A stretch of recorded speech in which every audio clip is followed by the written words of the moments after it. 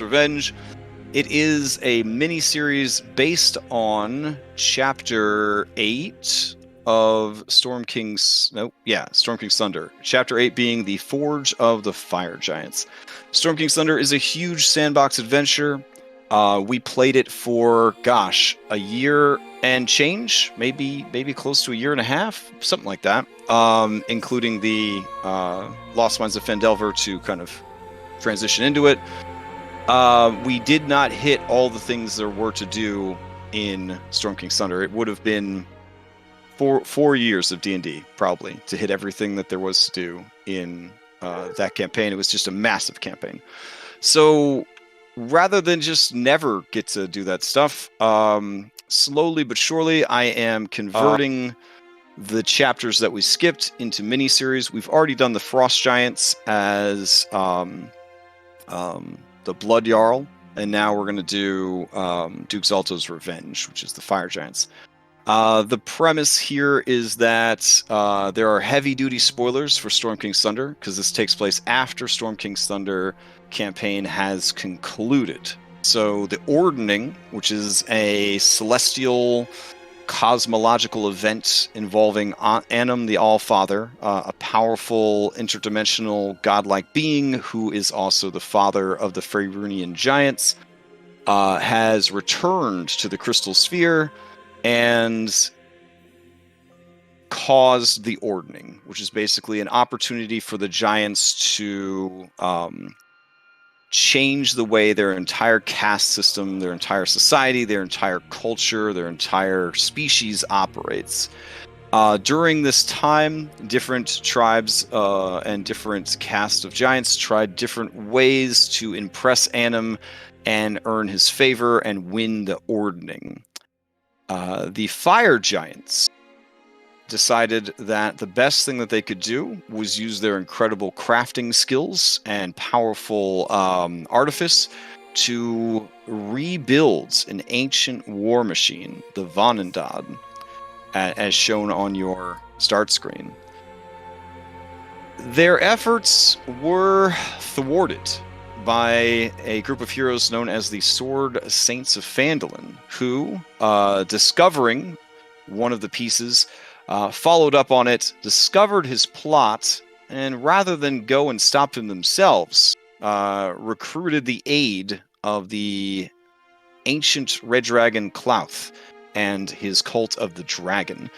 It was in the best interests of dragons to make sure that the Vanandad did not get rebuilt, so it was a pretty easy sell for the cult of the dragon to buy the information about the Vanandad off of the Sword Saints and proceed to snatch up and then seal away the different pieces of Death Robot.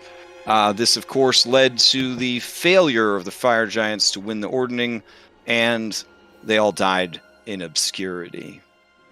Maybe.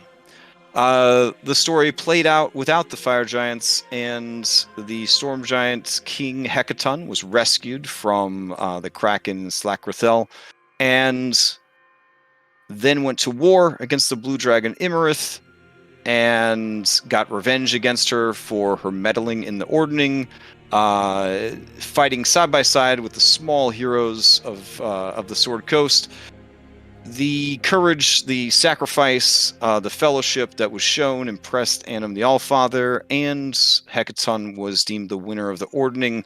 The Storm Giants retained control over the giant society caste system, and after having his wife returned to him from the dead, Hekaton and his queen have dedicated their wealth and resources to helping rebuild the Sword Coast after all the damage that was caused from the giant attacks, while also dealing with their eternal enemies and trying to bring the wayward giants to heel.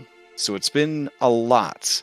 A few months prior, they called upon the Sword Saints of Phandalin to help deal with some frost giants who refused to acknowledge the king's rule. And now, again, there are still giants who refuse to accept the outcome of the Ordening and must be dealt with. So, each of you has a different reason for having to come to Ironslag and deal with the fire giants. So we're going to go round robin. You guys are going to introduce your characters with the quick establishing shot. After you give your establishing shot, I will do a quick flashback exposition of why your character is on this adventure. And some of them are more complicated than others. But, we're going to start the adventure essentially near the dungeon. And you guys can, kind of go from there. But we're going to avoid the whole starting in town, starting in a tavern thing. We're just going to start right at the dungeon. Meta, you have 4 sessions to complete your various missions here. And there are many things that need to be accomplished in this dungeon. So you have four sessions, 12 meta hours to complete this. Now, in-game, you maybe have 3 days. So plan your possible rests accordingly, okay? I will say, this is going to be a very difficult adventure. Because of how difficult this adventure is going to be, I am willing to use Glyphs Succeed at a cost, unless there is strong opposition to that mechanic.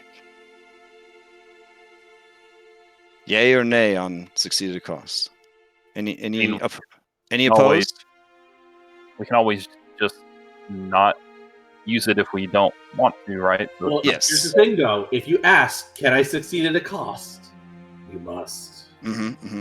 Yeah. If you're ever curious, could I have succeeded at a cost? And you ask, can I succeed at a cost? You must succeed at a cost. Otherwise, you would be fishing for, potential numbers. But if you do not want to live a dangerous life, you can certainly opt out and just never succeed at a cost. So it's a totally optional thing. And bad guys don't get to use it. It's only for heroes. It's better to have the option than not. Yeah, that's what I'm saying. Okay. Then we will go ahead and use Succeed at a cost. Excellent. All right, cool. So let's go ahead and start with who has the. I'm going to go off of which backstory is the most laid back of all the backstories. We're going to start with Carrick. I'm the most laid back. Well, I mean, your exposition's the most laid back. It's very straightforward. Yours is very straightforward. So, Carrick, all right, give me a establishing shot. Who is Carrick? Sergeant Carrick Borgash. He is a former soldier of the Lord's Alliance, and lived to actually see retirement. He. After a couple of years of the passing of his father, he decided to go adventuring again, joined up the Sword Saints, and he's kind of found a second home there. He is married, his wife is getting ready to give birth, but the realm needs him, so he's ready to do it again. He's an older half-orc, almost 50 at this point, so old as balls. You see him decked out in half-plate armor, and he's basically got a golf bag full of weapons on his back. And he's ready to kick ass and take names. Okay. So we will quickly flash back to what has brought you here. And by here, I mean Ironslag. North of the Silver Marches is a range of towering snow-covered mountains known as the Ice Spires. The Great Dungeon Forge of Ironslag is under the one known to dwarves of the Silver Marches as Mount Hamarhaast, or Hammer of Ashes. Carved into the base of a 500-foot-high mountainside cliff is a pair of 50-foot-tall adamantine doors, airtight valves sealed by ancient magic. All right. So you, Carrick, were approached by your old friend Harshnag, who made a mighty request of you. Go forth to the fortress of Duke Zalto and bring him to heal. It is the will of the Ordening, of the Storm King, and of Anam the All-Father. Harshnag is filled with regret that he cannot go and do this great deed. but Hekaton has requested his aid against the Kraken Slakrathel and its many followers, and so the burden must be passed to you. Will Carrick Borgash stand tall as the champion of Maelstrom and of the Storm King himself? This is your opportunity to say, no, he will not, and then you have your evening free. You can go do whatever you want. So, yeah. I mean, seriously? Of course Yeah. I'll stand tall. It's me. Okay. All right. Related to that is Gyoza, who give us an establishing shot of Gyoza. It's been, we'll say, 6 or 7 months since the Ordening ended. Several months since your ordeal with the Frost Giant Blood Jarl. So tell us about Gyoza. All right. Gyoza is the redhead anime druid. One of the one of the original Sword Saints. He's probably the only one that didn't really retire. Unless just depending on what Salem's been up to, he's just been Sword Saint adventuring, helping people. Active member of the Emerald Enclave, preserving nature and what you know. Staying in touch with not only the giants, but for a basically has been hanging out with some evil dragons quite a bit. All right. And we will flash back to Gyoza's reason for coming here. The Emerald Enclave knows of the deal you made with the Cult of the Dragon. Thanks to your quick thinking and their efforts, the Fire Giants' campaign of terror was brought to a swift end. Or so we thought. Zalto is not the failed madman people claim him to be. He has never given up on his work to restore the Vonadad. Somehow, he has somehow he has found a way to make it work. A powerful extraplanar entity has been imprisoned within his adamantine forge, a Dawn Titan. She must be removed from the forge, but not set free upon the world. You must bind her to this iron lamp. You may add an iron lamp to your inventory. Bring it back to us, and we can safely return her to the plane of fire. In addition, break this crystalline flask. You may add a crystalline flask to your inventory. Right. Open it. Break this flask open inside the adamantine forge to release Kione, a powerful elemental of cold and frost who will destroy the forge and prevent the Vonandad from ever being completed. Careful. If you break the flask too soon, Kione will escape and wreak havoc on the region. So no pressure. You're just carrying like an atomic ice bomb in your pocket. So All right. What was the name of those two items again? The iron lamp. the iron lamp and the crystalline flask.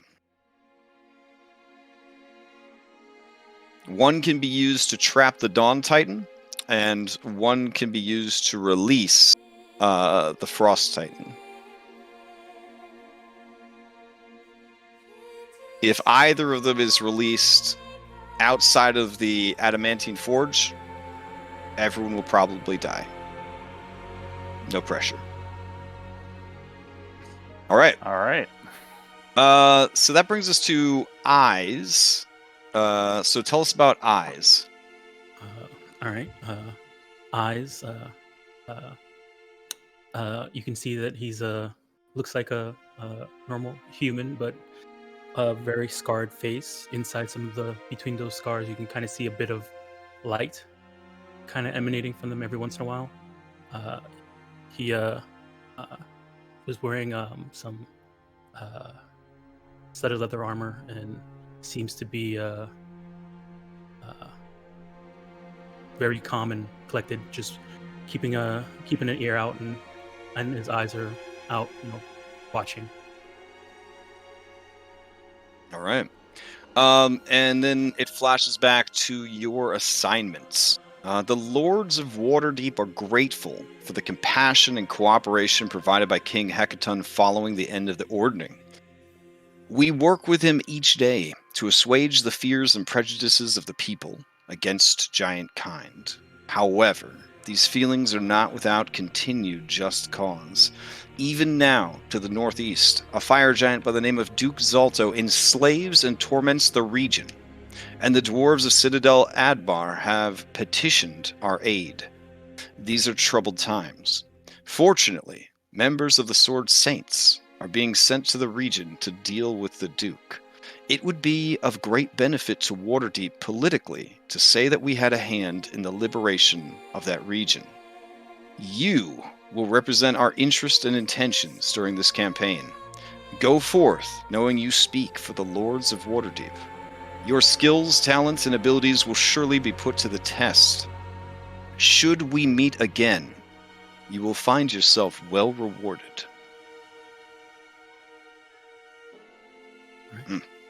Okay. All right. Salem. Tell us about Salem.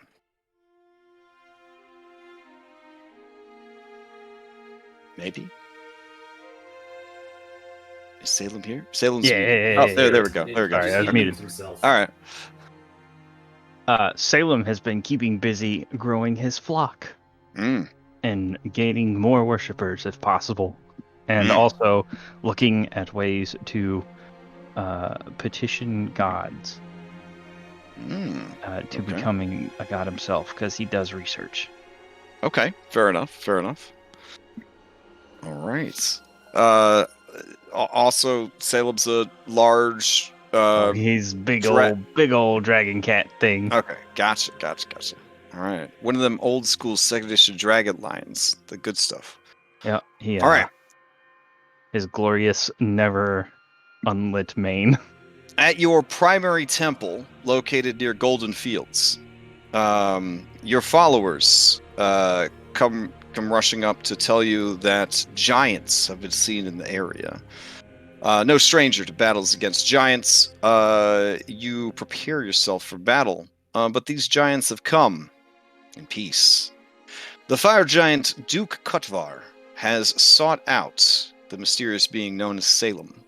He explains that his sister, Skald Tartha, and her retinue have been taken prisoner by Duke Zalto and his followers who, despite the end of the Ordening, refuse to acknowledge the right to rule of Hekaton and the Storm Giants. To show King Hekaton her might and prowess as a hero and a leader, Tartha took her strongest men to meet with Zalto and bring an end to his fruitless efforts. She has not been seen or heard from since.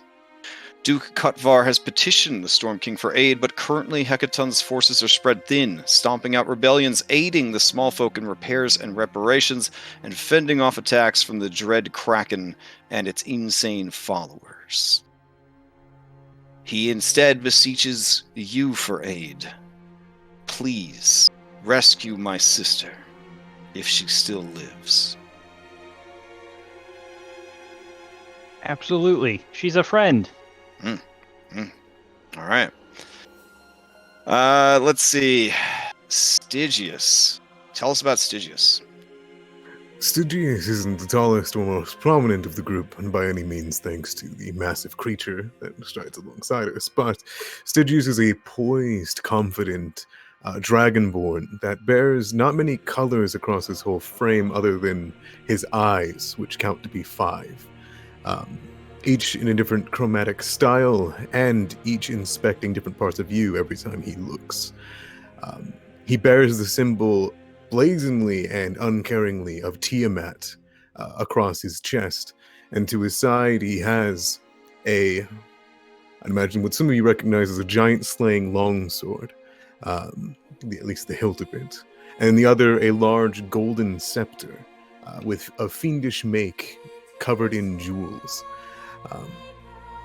Besides this, his mithril armor allows him to wear something far stronger and heavier than what someone of his stature usually could. He carries around a coin, though, tucked in near his cheek, thanks to the armor, and it's quite prominent, and you notice him playing with it sometimes. All right. So, in a brief cinematic flashback, we understand why Stygius has come. The visions you received, the booming command of 5 voices, each distinct but also one. Ironslag, Zalto, destruction. You know the Mad Duke has managed the impossible, the recreation of the ancient Vondad. If this device is completed, it will mean the end of dragonkind here on Tyril. You have done well in cousining the local champions of the region. Use them to defeat this great enemy. Make of the fire giants an example to any who would dare such ambitions against dragonkind. Very well. All right, and finally, we have Thunder. So tell us about Thunder. Thunder cuts an opposing figure. That's about 8 feet tall. He has a great spear at his side, simply made but strong. Got war paint on most of the time, and he has light gray feathers with some splashes of blue here and there. Lightly armored. Yeah. Oh, interesting about him. He is an Aarakocra, yeah? He is. Okay. All right. So we will cut real quick to why Thunder has joined this fellowship.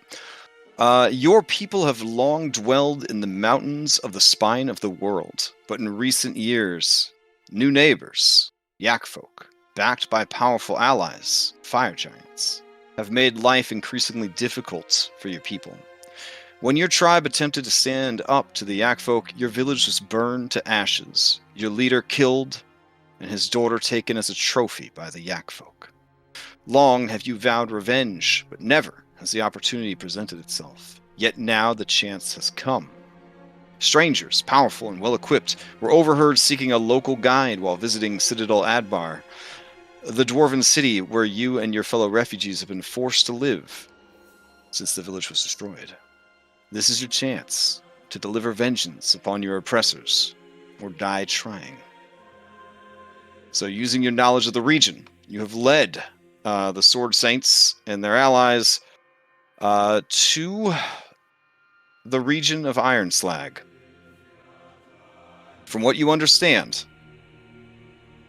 the only way in is through the top of the mountain. But at the top of the mountain rests the Yak Folk village. So, I pass play to you as you guys figure out how best to accomplish all the things that you need to do with the clock ticking down, both meta and in-game, towards either victory or failure. Stygius would likely at some point during our planning of going at this village ask Thunder, do you perhaps know numbers? A leader? Someone to exploit? Must be a way through. They are strong, their weapons bolstered by the fire giants. Primitive then. Exploitable. But you don't know of a leader. What I know of a leader? Oh, you do. You do know of the leader. The leader of the Yak Folk is, let's see, Chief Karthakaya, a massive Yak Folk with 2 beautiful wives, and a great deal of strength. Both of his wives are priestesses of their strange and brutal religion. And like all Yak Folk, they are stalwart vegetarians. He says his name and then spits, and then powerful spellcasters at his side. Perhaps we could divide them. A powerful warrior, but 2 spellcasters could be separated. Distraction. That may work. Question. Thunder, this guy, is he... I know you don't dig on the Yak Folk, but is he a honorable sort? Like, would he agree to, like, single combat? Or is he sort of like, fuck you, everyone's jumping your shit sort of guy? Thunder, in your studies of the Yak Folk, you have never encountered a more treacherous, sinister, and terrible race of creature. In addition to their hunger for slaves, they also have a supernatural ability to take over the bodies of others, possess them, and ride around inside them. It is in this way that they were able to destroy your village from within.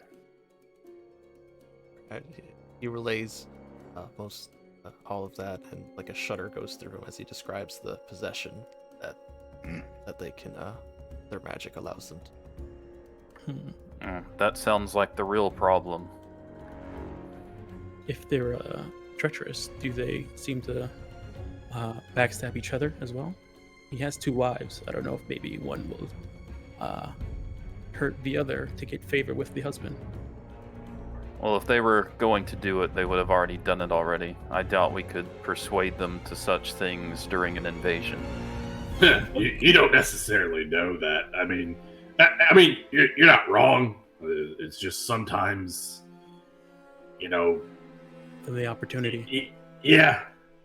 I mean, it could be a situation where like it's just easier to like put up with the shit now, and later on it's like, I can push this one off cliff. Opportunity presents itself. If they had one, if the chieftain has one weakness, it is exotic and beautiful slaves.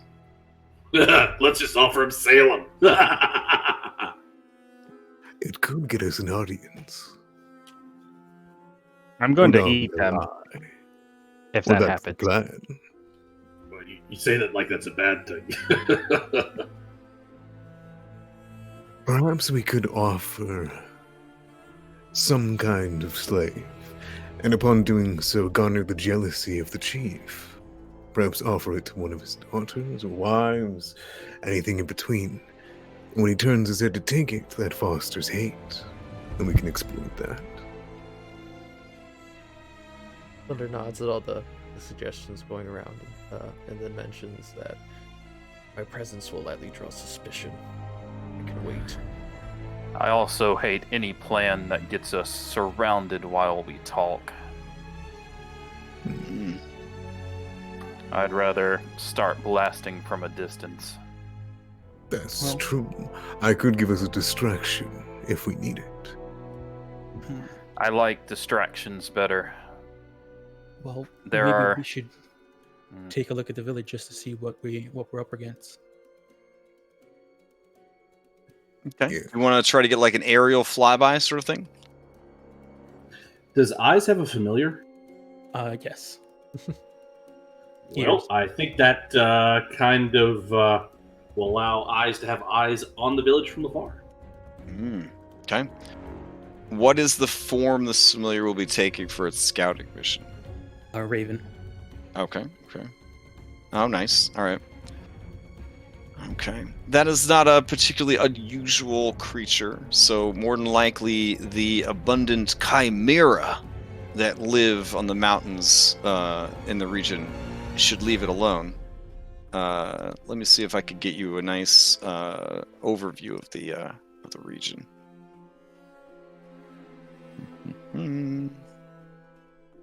But you are going to be, I'm assuming, bird's eye view, safe distance away sort of thing? Yeah, if we can. Okay. Yeah. Oh man, it's Sure. a good thing we have the king of the Chimera with us. What? True. He's a manticore. Well, he's actually a dragon but let's see. It's a big, scary fuck off creature. It just has to scare the other scary big fuck off creatures. It's fine. All right, I could do that. using the magic of Photoshop, I'm going to create a quick overview for you guys, but unfortunately, it will include numbers. So just you're going to have to deal with that. They have strange symbols. What could they I never liked math. All right. Math is very useful too. Okay, hold on. I feel like at higher levels, DM should just know to have like an aerial view of any outdoor areas ready to go. But I'm still learning, so I appreciate your guys' patience. It's part of the human condition. We're always still learning. Aw, that's true. All right, let's see. There we go. If you want a moment, I have 2 questions for the party. Sure, here, go for it. For one, Thunder, can you change your shape, and how many of us can? And 2, how big can these creatures possess? Is Salem exempt? Is the Raven? What I could tell. Definitely a range. You have to be kind of close. As far as the possession is concerned. I, however, have locked him to this form. It seems to be limited from what you've seen to humans and humanoids and giants. You've never heard stories of them possessing monsters or anything like that. I think Salem. I cannot change my shape, nor would I want to change out of the glorious form that is me. Fair. And we wouldn't want anyone else taking your glorious form from you. No, we wouldn't. Ugh. That seems like It's a bad idea. already fun enough for you being in the form that you are. All right, I'm gonna paste Well, this. thank you, Carrick. I'm gonna That's paste nice this of you to say. report from the familiar into chat. You should be able to just click on it, and it will appear full screen. Oh wow. Ooh.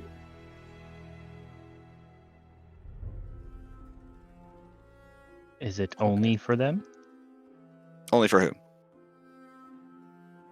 Nah, I'm assuming that they would just use Yeah, like a minor illusion to like show you guys what they see, or Yeah, whatever. Oh, I mean, I'm Yeah. clicking on it and it's not doing nothing. Oh, really? Oh, it's not. Really? It worked for me. Loaded Oh, for here. me. How about now? Nope. No. Okay. I'll reload my game and see what happens. Mm. Oh, wait, hold on. There we go. Now it popped up. Okay. Okay. And I'm thinking the way to get up to the village would be that where one is. To walk Yes, up there. one is the 5,000 steps that you would climb to get to the top. Okay. How many of there are of us? 6. Now, Well, you I guys mean- you could get your Hellkites out of the garage and fly up. Yeah, Midnight and I always travel together. We're battle Okay. buddies. battle buddies. Gyoza does have his Hellkite for this mission. They magically appear in Thunder. Well, that's gonna make things easier. I would be willing to give someone a ride if they need it. But I don't know how subtle it I will. maybe. I don't do subtle. Yeah, that's This is good. yeah. We kind of have a reputation of not doing subtle. We tried subtle once with some hill giants. That was interesting. Perhaps Let's we just say should it didn't know. stay subtle for very long.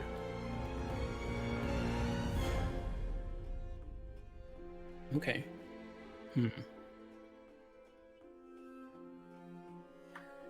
All right, Crash, the surrounding area, would I be able to prep an earth elemental about 15 minutes away from the town? Yeah, should work. All right, then I will. I'm not used to that kind of planning. Oh my goodness. If the little show up. So my instructions to the Earth Elemental will Mhm. be to go on ahead of us, since it'll take longer for it to get there than us. Park itself under the largest building and wait for my call to attack any spellcasters. Okay. Sounds good. And I'll mark off that spell slot. Do you know, Thunder? Can these things take our memories? I'm not sure. Man, Thunder. This is some good questions. The Yak folk that infiltrated your village were admittedly, looking back, acting differently than they normally did, but they were possessed of information that would have been very difficult for them to come by if they had not just stolen it via magic. I took a little bit with them. Mm-hmm. So yes, Bits and pieces, yes. we should have something obscure. Something only we know a word in case one of us is risking possession. Mm-hmm. Perhaps not something that we say, something that we see. I can inscribe something on the ground. Well, That- if someone's taking over my head, I don't think there's really going to be enough time for arts and crafts. I mean, we could just have a safe word. What I mean is not to say this word out loud as we establish, but see it in case they only take fractions of memories. Like a sigil. Nice. Okay.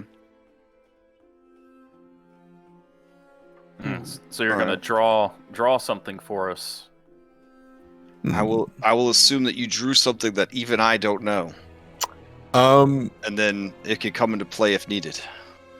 yeah, so I guess what Stygius will quickly make on the ground using the giant sling blade is a symbol of Tiamat, but will connect the 5 pieces of it together as if they're going to be spinning. And then he will write underneath it a word, and let's say the word is spiralizer.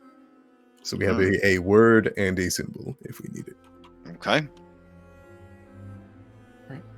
This is secretly the summoning technique to get Tiamat into our dimension. to get 5 If other only it unwitting was people. that. If only it was that easy, they wouldn't have had to write 2 different adventures to do it. You're right. With 2 different ways of summoning her. Yeah. You All right. got me. Okay, so you sounds like you have failsafe for possession-ish. You have Earth Elemental en routes to the location. That may or may not work. We'll see. And you guys are going to approach via the air, or are you planning to climb all 5,000 steps? We're not going subtle, are Who we? is our target here?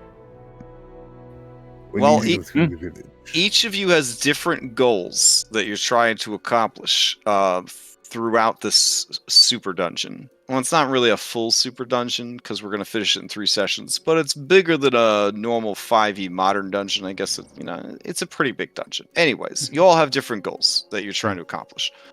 Most of them do revolve around a robot called the Vanundad and a dude named Duke Zalto. Oh, I'm sorry. I meant looking at the map. What is our goal at this map? You're trying to find a way down into Ironslag. Apparently, it's only in this village. So I would wager it's either. Well, it's got to be big enough for a giant to go through. Yes. Mm-hmm. And I honestly can't tell what's a giant on here or not. Maybe I can't zoom in. that area right next to 4. I believe It's like a path leading into the mountain. Looks like a path. I see it too. Are you talking about number 8? No, never it's that to a- the, Nah. to the Oh right wait, of number that's 4. a big old building. Never mind. Yeah. Oh yeah, there's 2 4s. The next to Oh, the there are 2 4s. The north 4. Yeah, the north 4. There are That- 3 4s. Yeah. There are 3. Are there 3 4s? Yeah, there are 3 are. 4s. There are Yep. 3 4s. Well, again, the north 4. Oh Yeah, yeah, I north see and it. There's like a little path. Leads into Well, a fairly large path yeah. leading into up to the mountainside, and it's kind of cut. I would also wager that maybe 8 is big enough to house an entrance. Mm-hmm. It is the biggest building in the community. If someone can transform their form, why don't we just have one of us sneak in, see if that's the way? And if we don't need to fight all of these yak folk, then we can Well, just the go problem up. with that is if someone can see through it. Mhm. These are giants, after all. They have magic powers. They're not just big, dumb, strong Well, things. it's not just the giants; it's Mm. also the yak folk. I mean, Are you I'm not meaning- exactly a subtle guy. We don't want to get surrounded. Are you meaning to No. tell me none of your transformations are potent enough? I don't transform. I already said this. Not you.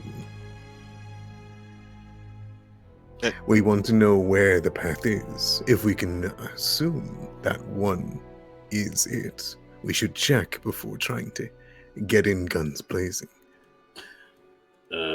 Quick question. I mean, if we can we have the Raven going a little bit closer to one of the locations, or is that too risky, guys? It's a bird. I mean, I have some more coal right here. It's up to you. Do you want to I set mean, it we can on? always- do they send out ranging parties at all? We can, jump somebody, get some information out of them. Well, I mean, you have 3 in-game days. So if you're willing to wait and see, I basically say 3 in-day days because at the end of day 3, they finish building the Vanadad, and then they unleash basically a giant kaiju robot on the Sword Coast, and it's real bad. So Yeah. So we attack, and then figure it out later. okay. That's my vote. If we want to just vote real quick. Oh, we could set up a poll real quick. Here we go. With the magic of Foundry, let's see, poll. How do we take the? At this yak- point, we really do only have 2 options: either attack and look at the same time, or take time to look before attacking. That's right. And I could block off sections if we know what it is. Trust me, if anyone wants to just Yeah, summon their his mount and walls go are in pretty guns fucking blazing. good. If that I may could, be that may be so, but the more we take looking for an entrance rather than just barging our way in, that's the more time they have to finish this giant robot. I would love to barge in there. All I right. hope their Go. slaves Okay, have good. intelligence. Then let's do that. You just said you'd love to. Let's go. Okay. Nope. All right. 4-1. We're gonna go ahead. Nope. So what we need 5. Oh. Okay. It's still the majority for attack, so we're gonna attack. All right. Let me grab you guys and bring you over to the map, including Pokemans. There we go. Right. Seven answers. Someone voted twice. Eh, I count for 5. Crash voted also. I did not vote. I did not vote. Somebody else has voted now. It's now 5-3. Wait, hold on. What's going on here? You can vote twice. Maybe we You should can vote for let both. Chip decide. Yeah. No.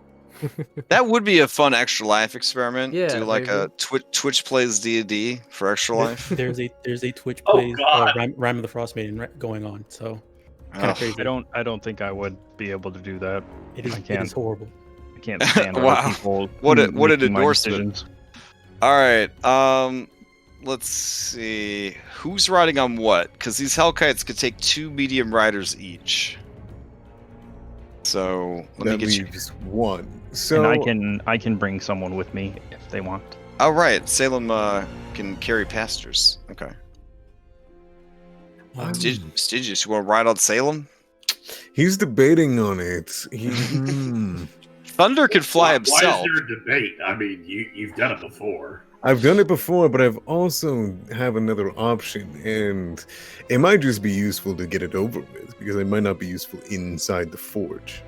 Will it be Well, if it's not going to be useful inside the forge, what's the point of even using it? Because it could be useful. Well, you could use it now. Yeah, you can use it now and wreck. Yeah, that sounds like a great idea. It was going to be the distraction, but I suppose I could join with it. And he'll take out his coin beside his neck, kind of ponder in his claws a bit, and bite onto it. Snap it downwards, and All right. throw it onto the ground in front of him. Yeah, a vortex of snow and frost begins to swirl up from the shattered coin, forming a frozen disc. On the other side of the disc, you see a large draconic form pacing, and then it smashes through and comes into your part of the world. Behind it, you feel the absolute zero of a frozen layer deep within the spine of the world. But now, she is here with you, Eisendraug. Oh, hey, Oh, we saved her. Yeah.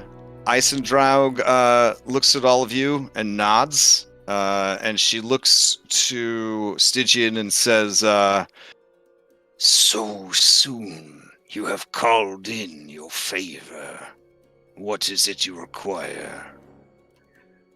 The Scaled Conqueror says this is the last for Dragonkind if we don't put this Duke down. So, let's kill everyone guarding the entrance. All our kind sleep fretfully, haunted by the nightmare of the Vanendad. None have the courage to face it. You, champion, must do what we cannot. But I, bound to you, will honor our arrangement. Frozen death to your enemies. Let us let Cryovane rest in peace. All right, so I will go ahead and get you guys over to the Yak folks. Here we you go. just summoned a white dragon? Yeah, Thunder looks A like blue eyes white dragon. A blue eyes Oh, white dragon. summon! Oh, Called it a favor. And she's gonna send them to the Shadow Realm. Okay, that's all the Yu-Gi-Oh stuff I got. So, not really. Plenty more where that came from. All right. If we're not careful, we will activate Crash's trap card. Let me see if I actually put wall heights on these walls. I want to say that I did. Yes. So all of you should increase your elevations to at least 20 feet would be my recommendation. And then click off your mini and then click on your mini, and you should be able to see over the walls. I did not set wall height for the many buildings, so you'll just have to deal with that. So, things that you can see as you approach this incredibly large community is there is, in fact, a massive adamantine door. Not nearly as massive or as well fortified as the one at the bottom of the mountain, but you see that it is right there next to that number 4 building that you were talking about, with the little path leading to it. I need to reload because I can't move the map or see anything at all. Oh, okay. Yeah, Uh, I had to reload too. It worked. Yeah, it's a beefy map, so there are interior areas and all that jazz. So let me know when you're reloaded. I'll give you a shot of the area. So this is the lovely artwork of their village. Oh, nice. All right. Yep. Okay. So, what can I really describe here that would be useful to you guys? The walls around the village are 20 feet high and about 12 to 15 feet thick of stone. The gates are iron and they are sealed. Though at level 12 with flying mounts, you don't give a shit. There is a giant water wheel that churns and turns from this mountain stream that kind of flows underneath it, and it plummets dramatically down into a waterfall. Seeing your approach, two big-ass chimera come out of nooks and crannies near and behind the waterfall and prepare to add themselves to the fight as well. As far as height, we're tracking height from ground level of the village is how we're going to track height. Otherwise, you guys are like, 500 feet up from the ground? So, most of you would still live, even though I don't cap fall damage. And Carrick, you do great. Half-orc pride, baby. Let's see, what else do we got going on here? Let's see. This building, and this building, and this building all appear to be farms. The farms are being worked by slaves. The farms also have adorable pigs. And baby pigs as well. So cute. There are also real yaks. Just yaks. And then there are yak folk. There you go. Lots of yak folk running around. In cages, there are even some birdos in cages. The slaves seem to be all manner of different creatures, but mostly dwarves and humans. You do see a few Arakakra, a couple of elves here and there. Let's see. This area seems to be a dairy. I thought that was kind of exciting. And then this is actually a cave entrance over here. It just seems to lead to more farming areas where they are using magics to grow an abundance of ginormous crops to feed their hearty vegetarian diet. The yak folk are all large creatures. All right. Let me actually roll to see if the chief would be outside or inside his hut. I just kind of have him outside his hut right now, but let me see. Okay. While you're doing that, could I ask you quickly? Sure. Are we supposed to see over these walls? I'm up Yes. 30 feet and I cannot see. I also can see through this wall up here. Okay. Where, Let's see. through the mountainside. I'm not sure if anybody. I I need can to refresh. I can. because I had to refresh for me to see it after changing my height. I could see everything. I just I could see through walls that were like mountainsides. So I was like, not sure if that's a thing. You can see like into the building itself. Okay. That shouldn't be happening. Let me see. Now it is changed, but I can see through this. If that's Yeah, that's weird. Okay. Let me see what I can do about that. Let's see. I mean, to be fair, I've got 5 eyes, so I'll just throw this out. I don't know if that blocks it or not for you.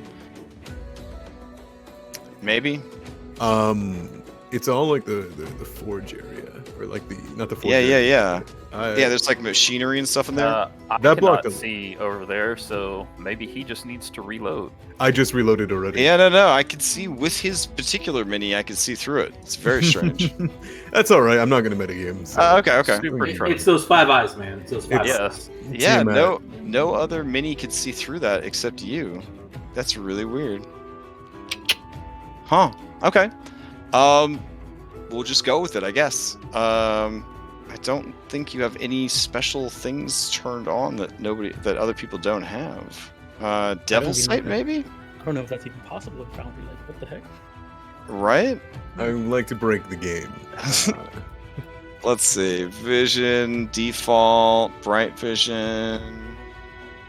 I don't want to slow down the game, so Yeah, no, it's I fine. I put a forewarning at you. But yeah, you can't technically see inside. Wink. So Wink. All right. yeah, so- all right. Let's see. Okay, that works then. Okay. Then I think that's This guy here definitely has all the secrets. which right guy? here. Which guy? This one. This one. Yeah, It's a well, really You know- big map. He knows everything. Yeah, you got to zoom out. Oh, there he and is. Just watch for the pings. He Okay. knows everything. We rescue him. Oh. He'll know. yeah, we have to rescue him. All right. Wow. According to my roll, the chief is standing outside, enjoying the beautiful mountain air when you guys roll up on his settlement. The chief is a very handsome. Oh wait, that's not the chief. That's don't worry about who that is. Hold on. Here's the chief. There we go. The chief is a very handsome and big-boned yak folk. He is having a great day with his 2 beautiful wives and his 3 sexiest slaves. So, who are all bird people, because we don't kink shame here. All right. It's a lot's going on here. So, the best way to handle this without breaking the initiative tracker. Man, the best way to You're gonna handle have to group the bad guys together. You're gonna have Going groups to- of bad guys. I'm going to suggest to the group that we quickly dash behind the large building over here. And if they would follow through with that and get ourselves into a defensive fighting position, then like everyone on the right side of the mountain maybe wouldn't have to roll into initiative because we could just like have one of the dragons break this bridge. Yeah, I was about to say, me and Isendra can start a pretty big distraction by flying through this middle area and meeting these 2 chimeras in combat and breaking these bridges as we go through. Hype. Okay. So I'm gonna do a representative of the right hand basic bitch yak folk, which will be this lady yak.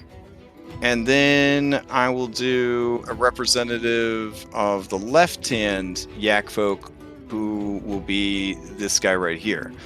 The chief, his wives, number 1 slave, and the chimera will all roll into initiative. Representatives of right-hand side and left-hand side will activate that entire part of the map when their turn comes up. That's how we'll do that. So don't get caught on the ground, because I will have a bunch of yak folk all go one after the other, and it will be very bad for you. So, in the interest, of course, of keeping things moving smoothly in combat, no other reason. All right, let's go ahead and roll everybody in. You're looking for the fist that's punching up in the air. You can remove ears of the thing. Oh, gotcha. I will wait until the end to remove any familiars that I may have added. Okay. That way I don't accidentally unclick them.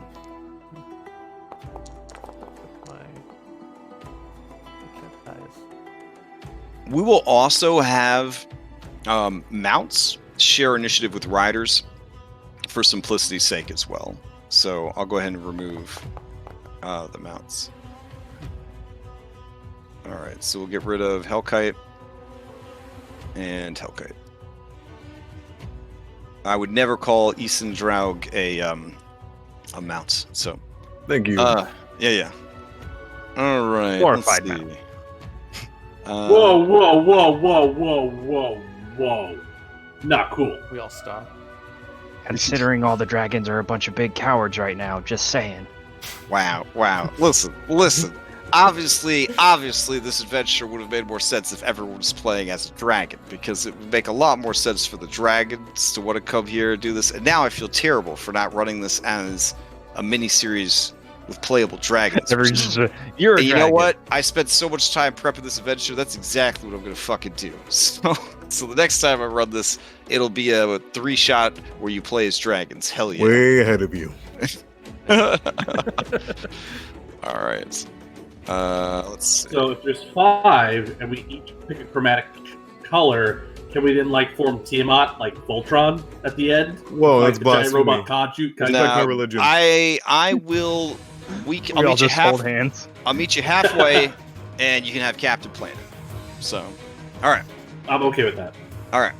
Let's do this thing. Starting that combat off is Imbiru. Imbiru is going to turn to her husband and say some stuff in Yakfolk. The subtitles say, "Our life is so good, husband of mine. I had a splendid morning, and the afternoon promises to be as rewarding as each before, and each that will follow. Truly, our unity with the fire giants has led to great prosperity." All right, good stuff. The Valkyrie slowly starts building in the background. Stygius to you. All right, atop Eisendraug, he is going to reach over, and before coming here, I imagine he would have summoned his packed weapon, that being his glorious giant frost weapon of Kingsbrand in one hand. Though it is a two-handed weapon, he's going to hold it in the one for now, and on the other arm, going to draw out the Abishai scepter that he carries. He is going to ready in action to Eldritch Blast that bridge apart, or at least, actually, no, he's going to Eldritch Blast the poor chimeras when he comes in range. Okay. Queen's Call. Oh, my bad. Boop. There you go. I'll put myself back on Heisendraug. Sweet. All right. And remember, if you ever can't see your MIDI, you just hit Z. No other buttons but Z, and it'll shuffle the tokens until you get to the one you want. You got a boss. Alrighty. That brings us to Crowded Chimera. All right. Sharing a cave with this guy is crowded, I guess. Now it's ready to get out here and kick some ass. Wanted to kill that bird it saw earlier, but the bird was so small it didn't seem worth the trouble. All right. Crowded Chimera looks around and sees that there are, in fact, incoming enemies, and holy shit, there's a lot of them, and they're really strong. Fortunately for the Chimera, it's very stupid, so it doesn't stop to think too hard about that before letting out 3 or 4 vicious roars and flying to engage. Alas, the flight speed of this Chimera is only a 60, but it will try its best. Here we go. It's going to fly over and then fly over some more to about there. All right. You want to blast it? I don't think I got the range, do I? It's a big-ass map, man. This is a big-ass map. Yeah, I got 120 feet range. I'm nowhere. I got a Oh, little wow. bit, yeah. Okay. Then it is going to fly and fly again, and it'll raise its altitude a little bit more. We'll put it about 40 feet above village level. As it does draw the attention of the rest. Giants, yellow exclamation marks appear above all of their heads, but not in a promising quest giver kind of way, in a Metal Gear We Are Alert kind of way. Play passes to Gyoza. All right. Let's see. I've got 60 fly speed, I believe. Yeah. No, 80. 80 for a Hellkite. 80. Wow. All right. All right. That's not how you do it. Okay. I right click. I'm going to go 80 feet to here, and then I'm going to have my mount dash another 80 feet.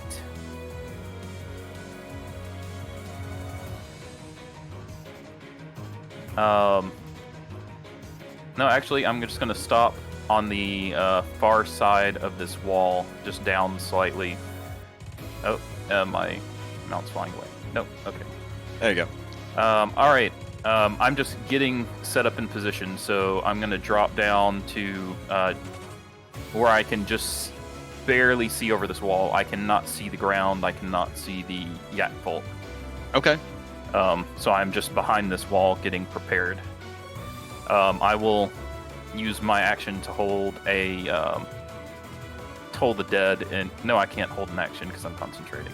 Dodge action. All right. Sounds good. All right. Eyes to you. All right. Eyes yells out to Sijin and says, you have the chimeras over here? And the ones on the right side. All right. Eyes is going to follow Gyoza here. I don't have control over the Hellkite, so you would have to move it for me. Yeah, you're on my Hellkite. Yeah. So. Okay. Are you the one driving the Hellkite? Okay. So yeah, you're. I don't. Well, I guess what I don't see. I don't see. Let me press Z. Oh, there you are. Okay. Then yeah, in that case, I'm gonna just ready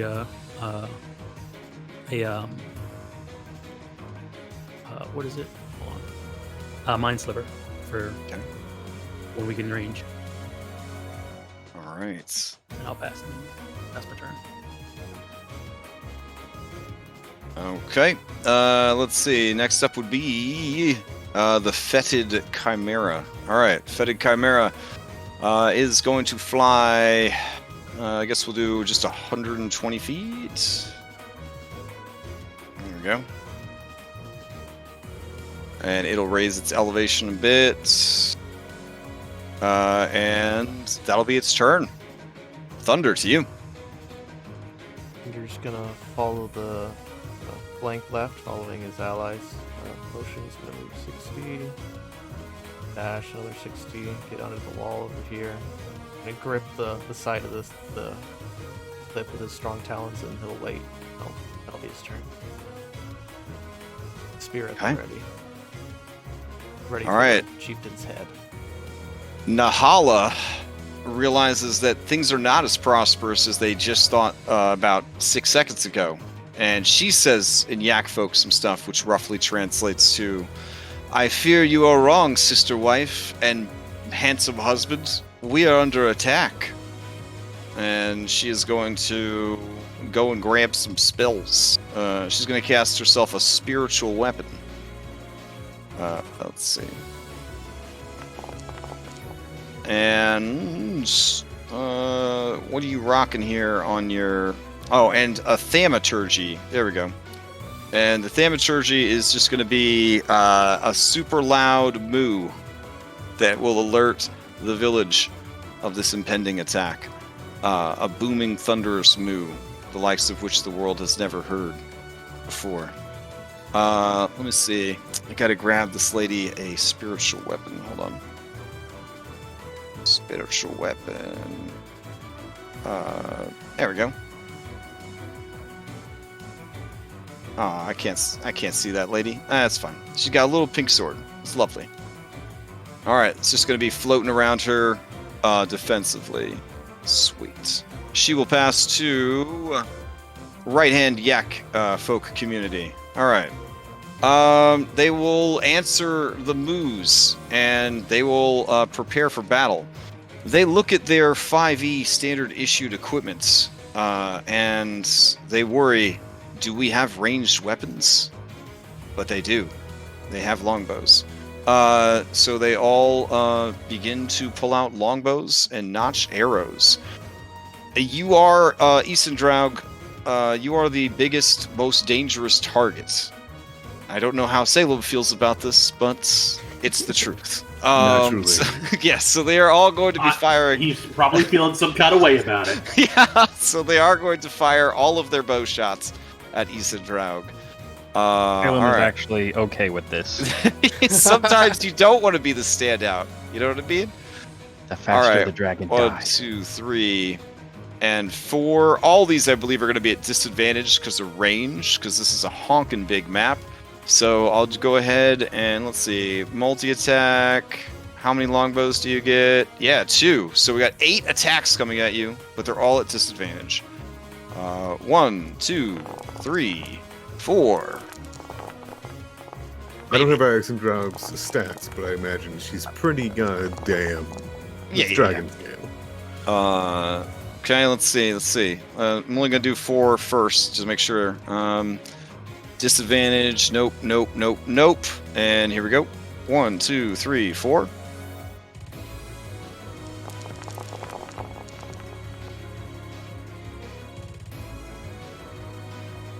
All right, and I guess one more. Isendraug lets out a sigh at how boring all that is. The arrows just destroy themselves against her hard draconic scales. It is pathetic. Some of the arrows don't even make it, just whipped away by the mountain wind. The Yak Folk seem to be losing confidence quickly. All right. Play will then pass to... Let's see... Sergeant Carrick Borgash. All right. Let's see. I'm gonna have Midnight fly up next to Gyoza.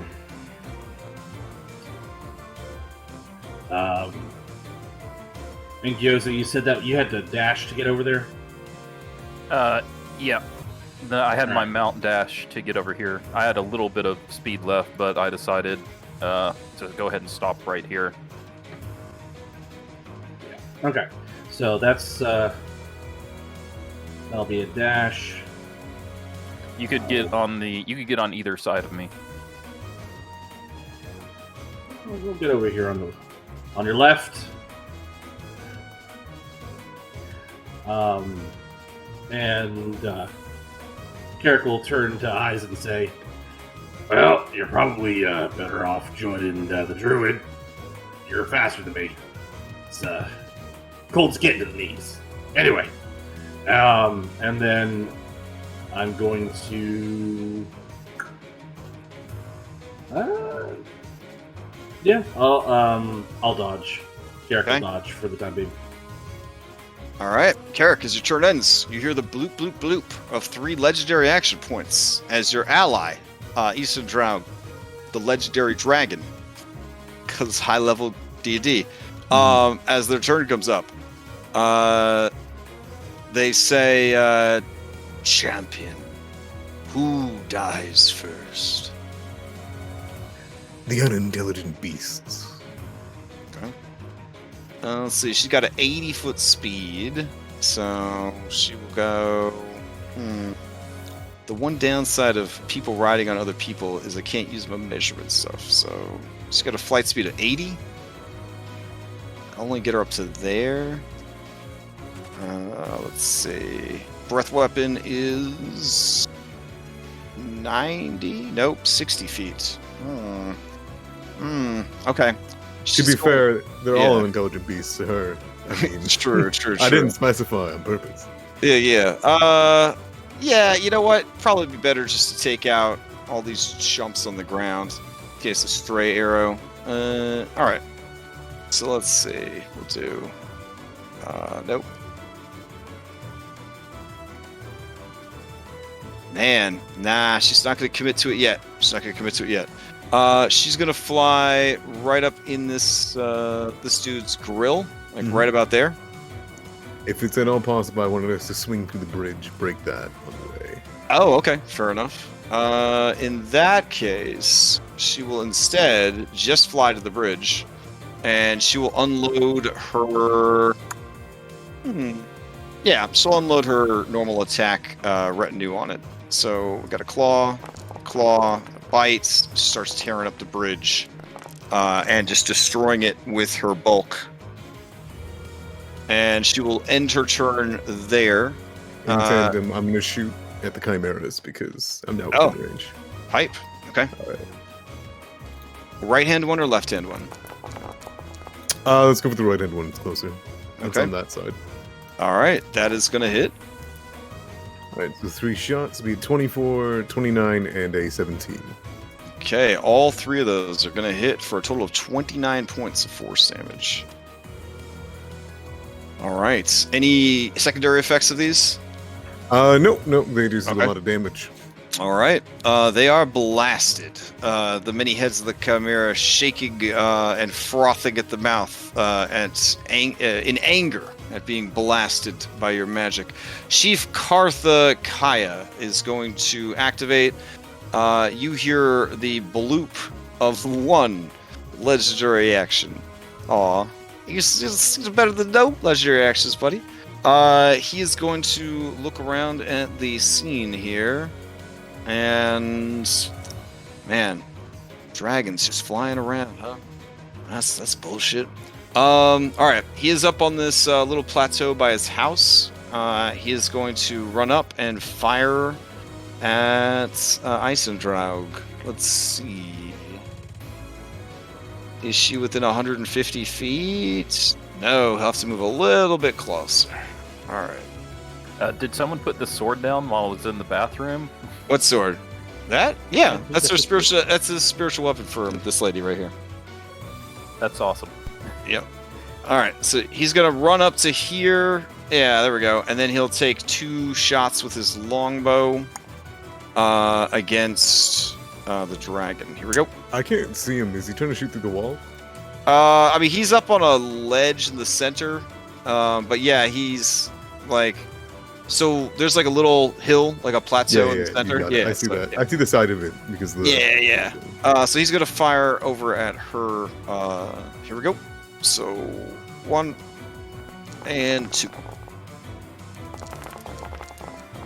Let's see if either of those hits. 20 and a 20. 20s are pretty good. Even for a dragon, 20s are gonna hit. She does take some damage. Alright. As 2 arrows plunge into her side, she snaps her head away from the bridge and looks over at the chieftain. You could feel, riding on her back, the indignant rage that these arrow shots have brought upon her demeanor. Alright. As this turn ends, as if in defiance, she uses a legendary action to attack the bridge with her tail.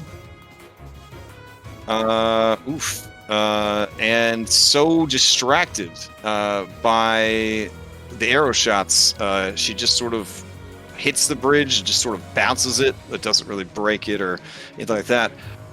Salem, to you. Crash, do we have a... You got Oh.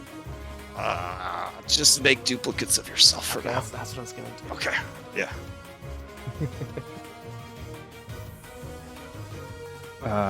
Yeah. I'm just gonna dash. Okay. I'm going straight for him. All right, fair enough. Oh, dang. Action dash.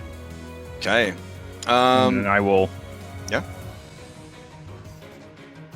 Spend a.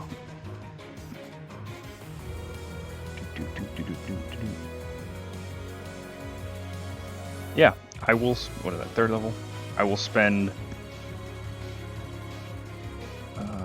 Is it 3 sorcery points that I gotta use? Man, we haven't done this in a long time.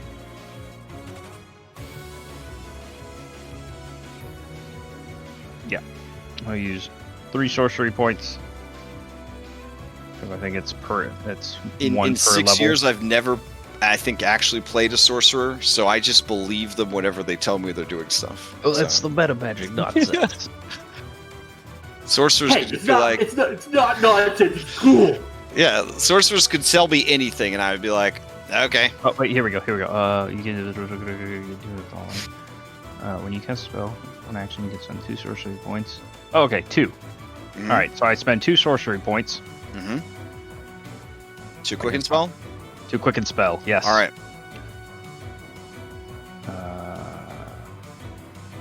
Is he within range? He probably is. Oh yeah, you can suck it, buddy. All right. I'm gonna fireball the snot out of him.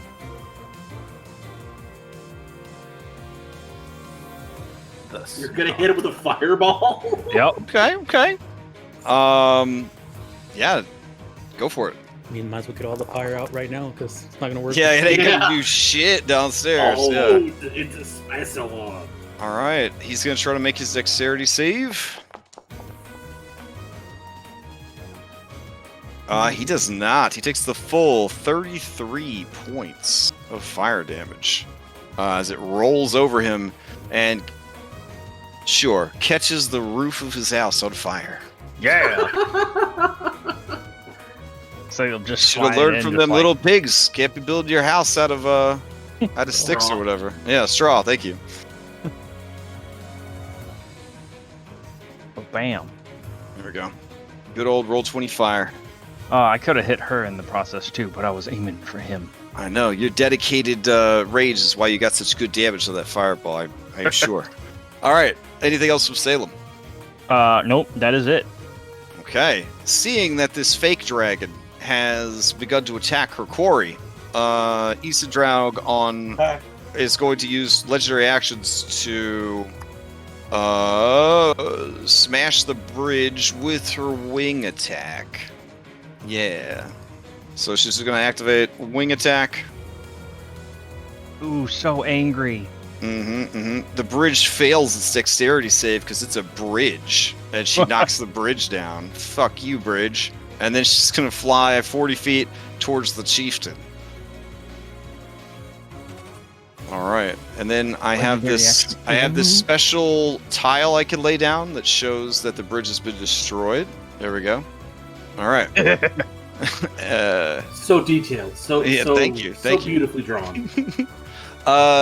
So yeah, she's gonna probably be at a height where she can see over the fence. Not a fence, the wall. I guess it's a fence to her. And let's get a little slow drift going. There you go.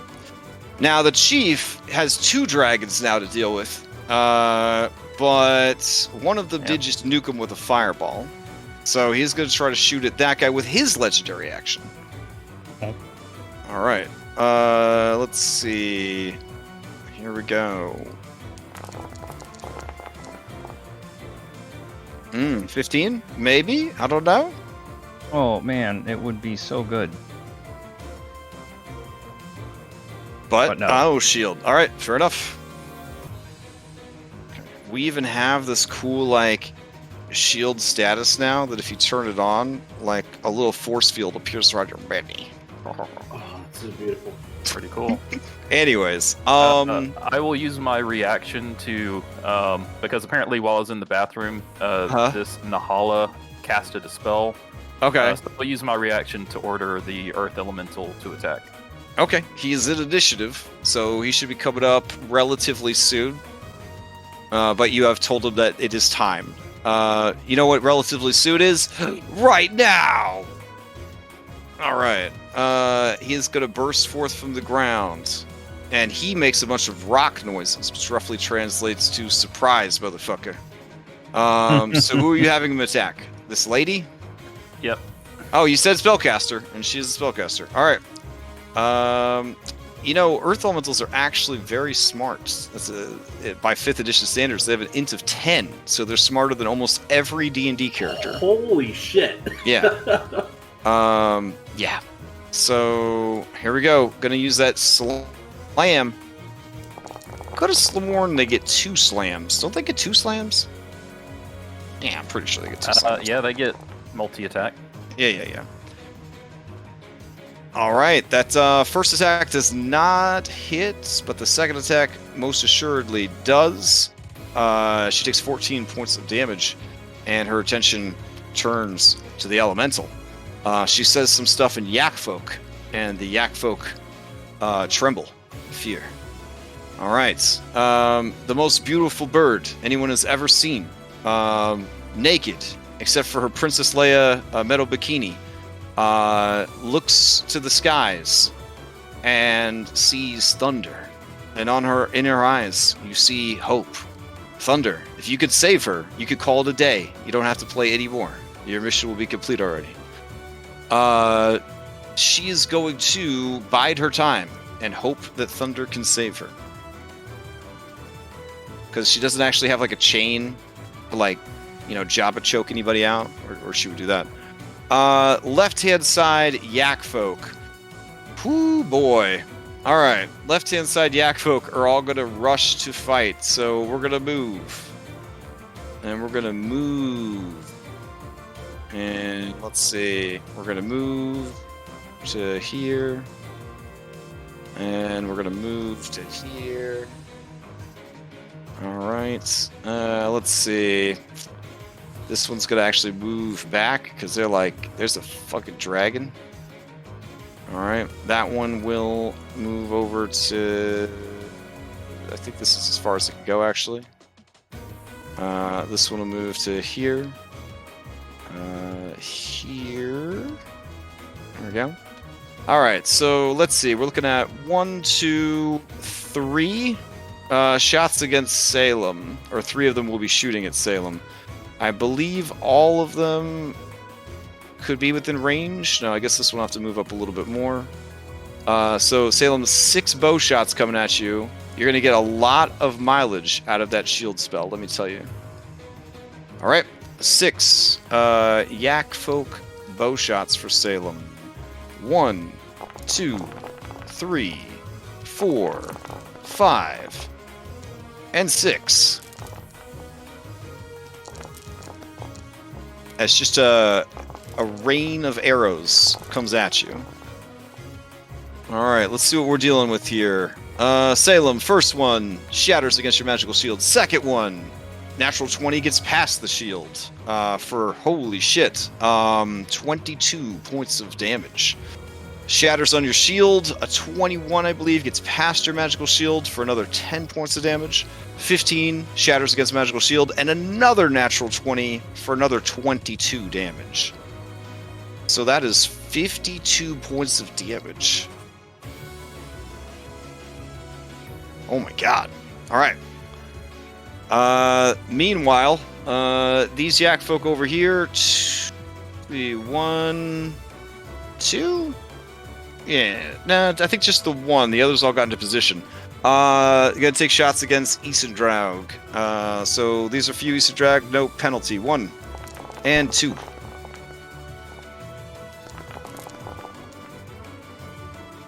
Let's see. 5 definitely doesn't hit. A 19 actually does hit because she only has an 18 armor class. That is going to be 10 more damage to her. All right. That brings us to Imbiru. Imbiru is here, and she sees that there is an elemental. She is a spellcasting spellcaster. She is going to go through her stuff. Oh, nice. She's going to look at the elemental. She's going to back away a little bit. Like, start backing down the stairs. And as she does, she's going to cast Banishment on it.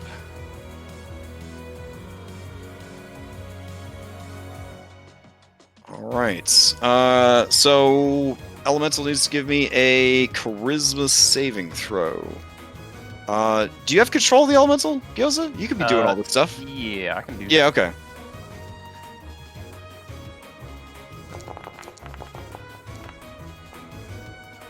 Oof. Alright. The elemental is banished. Let's see. Even though it's an elemental, it is banished, returning to its home plane. If the spell ends before a minute has passed, it reappears. Otherwise, it doesn't return. Okay. I don't think she's going to really live that long, but she has high hopes. All right. Stygius, to you. All right. Stygius is going to pat the side of Isendraug and whisper into her ear. Stay focused. Bring us to the chief if you want, but we're a distraction first, killer second. And he's going to keep his rod up, take 5 more shots, at least out of his eyes, channel them into his rod, and shoot the beams out towards the chimeras, keeping them off of the party. Okay.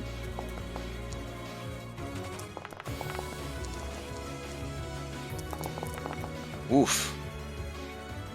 Let's see. Even the 15 is going to hit these chimeras. They do not have the greatest armor class. So is it all against one, or are you spreading it out between the two? I'm going to throw them, those ones all on the left one. All right, left-hand one. Got it. All right, that takes a total of 24, 39 points of damage. Holy shit. And says to Isendraug, let's terrify them. Get close, and I'll speak to the chief. All right. There is a rumble from within her chest as she prepares to unleash dragon fear. I mean, you know how that do, but we'll cross that bridge when we come to it. All right, here we go. Crowded Chimera. Crowded Chimera is going to Let's see. So when I was designing this adventure, or redesigning this adventure, I was like, yeah, there's going to be enough fire in this adventure. These Chimera live on a cold waterfall cave, so I'm going to give them cold breath. so they see the dragon, and they both kind of think to themselves, well, shit, with their cold breaths. Okay. Crowded Chimera is going to begin flying towards the goddamn dragon. Oh my god. I'm so sorry, little Chimera. And it is going to fly right up on you with a dash. Alright. That's what it does. So we'll put it at 40 feet also. Alright, that's its turn. Gyoza, to you. All right, Salem's becoming a pincushion. All right, we gotta thin some of this out before he gets shot up. I go in.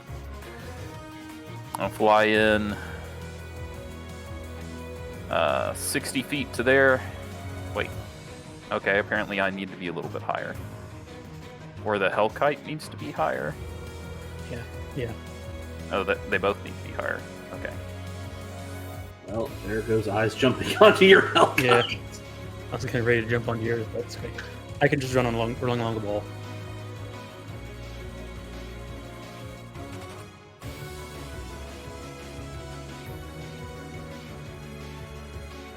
I'll still be close. All right, so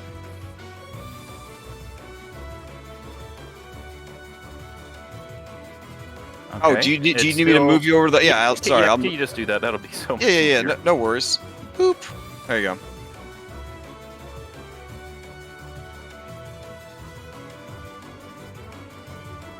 It's still saying I'm hitting a wall. All right, just long press where you want to go, and I'll take you there. All right. I'm just gonna move up to see All what's right. going on, and then I'll see what's in range real quick. That guy's not quite in range, so I'm going to cast Howl the Dead at this Yakfolk right here. All right. This Yak Folk looks up, prepared to make a very important saving throw. Oh my goodness, definitely. Kind of wishes that she was previously damaged. Holy shit. Here we go. She fails, taking 17 points of necrotic damage. All right, and then use the rest of my movement to land on the top of the house, right here. Okay. Sort of. Right there. Okay. Yeah, taking cover from the other side. Boop. All right. Yep, right there. Anything else from Gyoza? The Hellkite will take the dodge action. Okay. Eyes to you. All right. I'm gonna jump off of Hellkite right here. Okay. Go this way. Bonus action dash. Try and jump onto this house. Okay. Boop. There you go. And I think that's all my movement. So then I'll just dodge while I'm here, like we do. Okay. Yep. Let's see. Fetid Chimera. It's going to use the dash action to get up on this dragon. All right. Thunder to you. Alright. So all around Thunder there starts crackling with energy. The crown of feathers atop his head sort of rises up. His eyes become blue and electrified as he goes into a rage. That's going to give him a free 30 feet move. And I'm going to come over the wall here. And are these are all slaves? Are they in chains? They have like manacles to kind of slow their movements, but other than that, no. Like they're not chained to anything. Okay. We'll read them later. Let's see.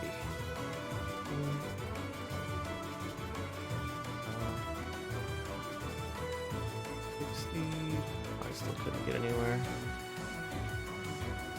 I'll just get up in this Yak Folk's face. Okay. I can't. Oh, sorry. Long click where you want to go. Next to this Yak Folk to the left. Boop. There you go. Yep. Right. And let's move, dash. That'll be my turn. Okay. That brings us to Nahallah. All right. Nahallah is going to have her spiritual weapon come over. Oh, wait. It's not there anymore. Sweet. Nahallah is going to... she really wants to run inside the house, but she's got to defend her people. Let's see. Let's check the range on this bad boy. It would be clutch if it works. It'll be clutch if it works. All right. She is going to start heading to here. And I guess just say that this moves to there. And I don't think it's within range.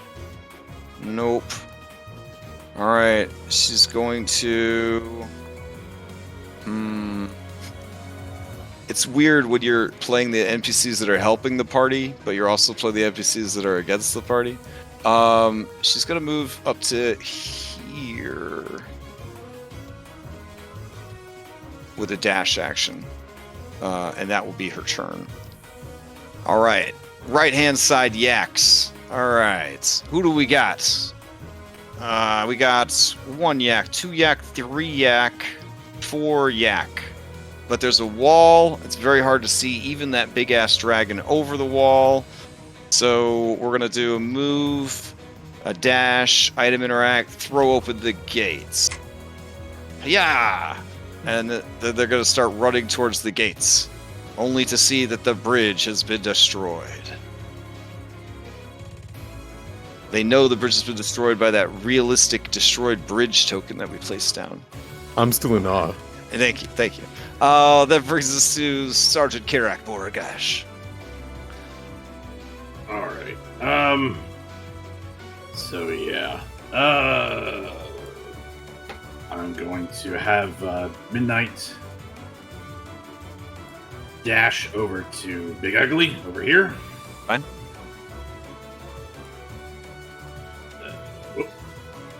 I guess I'm not tall enough. No. Anything with the wall. It doesn't seem to matter what your wall height is. I still have to drag you over it. So just long click where you're trying to go. Let's see. 1, 2, 3 points of movement to get over the wall. And there's probably going to be more walls, so just bear with me. All right. Foundry would really like you guys to not be level 12, if you know what I mean. And just, climb 5,000 steps like a normal adventure. Crash, can you move me 1 step forward? Yeah, sure. Boop. Awesome. All right. Carrick, where are you trying to be? So, we're Midnight's gonna dash up next to Big Ugly, and then as Midnight pulls up short, I'm gonna continue to run off. Midnight's back, and I'm going to slash at. I'm gonna bonus action rage, and then slash at the big chief. Okay, so the goal is to fly to like about here. Yeah, and then you tumble off his back. All right, go for it. All right. I gotta zoom in for this action. There we go. All right. Man, I should have stayed on his Hellkite. Yeah. Impatience. Gotta. All right. You stand before the greatest of all Yak Folk, Chief Karthakaya. Oh, there is a rage condition. Remember, you can just type the word rage, and it'll show you. And then click it on for you. Look at that. Okay. All right. All right. So we're going to bonus action rage, and then recklessly attack with my Defender Greatsword on this dude. Okay. Oh man, double rage. Yeah, that is a 29. Will hit. The chieftain is already bloodied. Let's see, a 26 also hits. 19 points of damage. let me double check to make sure that rage is actually applying. It is. All right, keep going. Yeah, 2 solid hits for nearly 40 points of damage. The chieftain of the Yak Folk is bloodied. But he turns to you, and a big smile appears on his face. In the Chondathan tongue, aka Common, he says, "You will do nicely," as he seems to size up ya body. Okay. Okay. Hey, Carrick, don't forget to add your zealot damage if you. I think you had. Oh, that's right. I am a zealot. Mm-hmm. Trying to see if I can find that. While you're grabbing your zealot damage, Eastern Draug is going to get the bloop bloop bloops of her 3 legendary action points back. She looks at this yard trash around her, and she, per the champion of Tiamat, she's gonna. I was gonna say if she had any legendary actions remaining, I think she's Nah, it was 1 for tail and then 2 for wings. Oh, good. Yeah, so she is going to. Seeing that you did want her to bring fear to the battle, so I guess she will do that. It looks like the chief is taken care of, so she's just got these 2 right here. So she's just going to open up some whoop-ass. The problem here is each creature of the dragon's choice. Oh,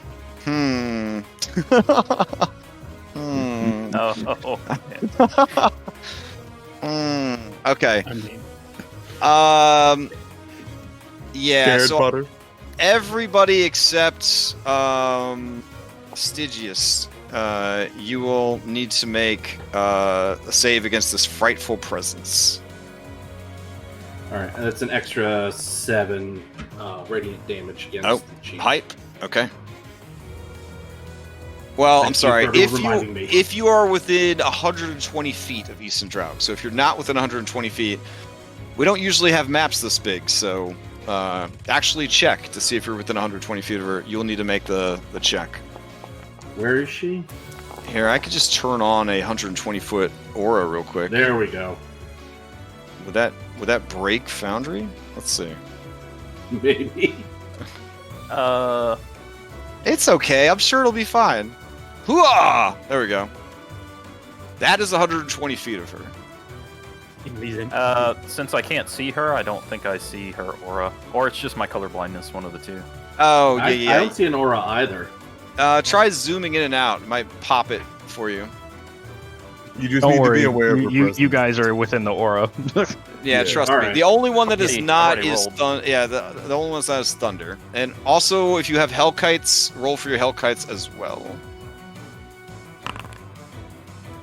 Well, that was abysmal. All right. Believe all the Yak folk need to do it too. It's My just a health couple. is Just a already- couple. Yeah. This one, and the 2 chimeras, and this poor elf, and Conti needs to roll. What the fuck, Midnight? Midnight ain't no coward. Here we go. I got a lot of wisdom saves rolling in. All right, what do we got? Okay, a feared. Not a feared? Wow, that's a brave chimera. Holy shit. Both of them. Not a feared. But the chieftain is super scared. Super duper scared.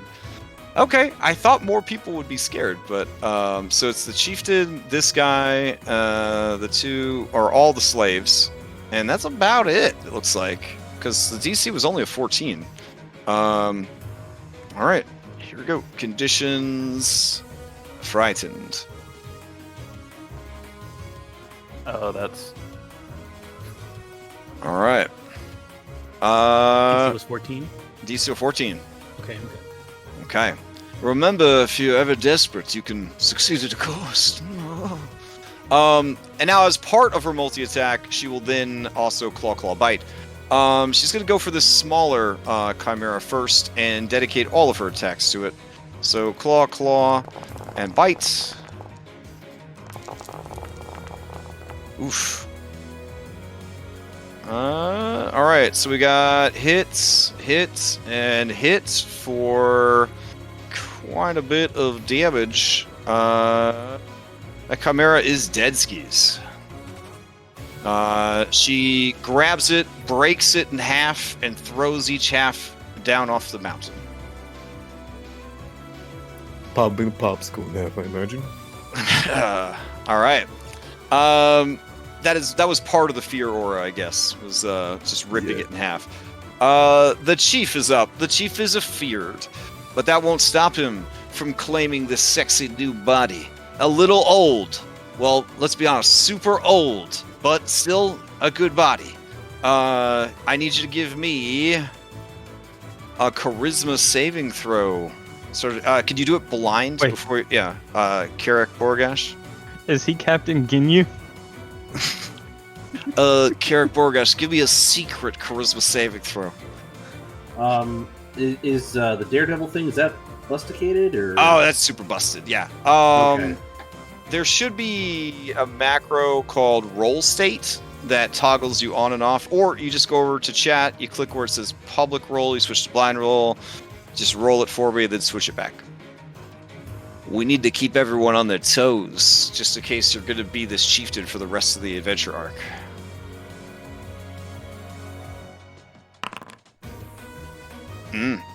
Okay. It's really not a surprise because the way they possess you is they turn into like a weird mist and they go inside your body. So everybody watches as the chief disappears, turning into a mist and then going all up inside Sergeant Carrick Borgash without consent.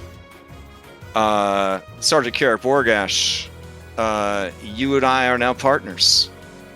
It is important that we get our hot wives to safety. So very all right. We could hide in the farms, or we could go down and get the giants to help us. That'd be a good idea too. You have a key to those doors. Oh yes, definitely we need to get the giants involved in this. You reach down with your new body and you pick up the key from the ground. All right, Salem. Before you could go, Isodraug looks over at you, wants you to know that she interrupted your turn, and then she whaps this guy with her tail. It takes 15 points of damage, and then she says, "Now you can take your turn."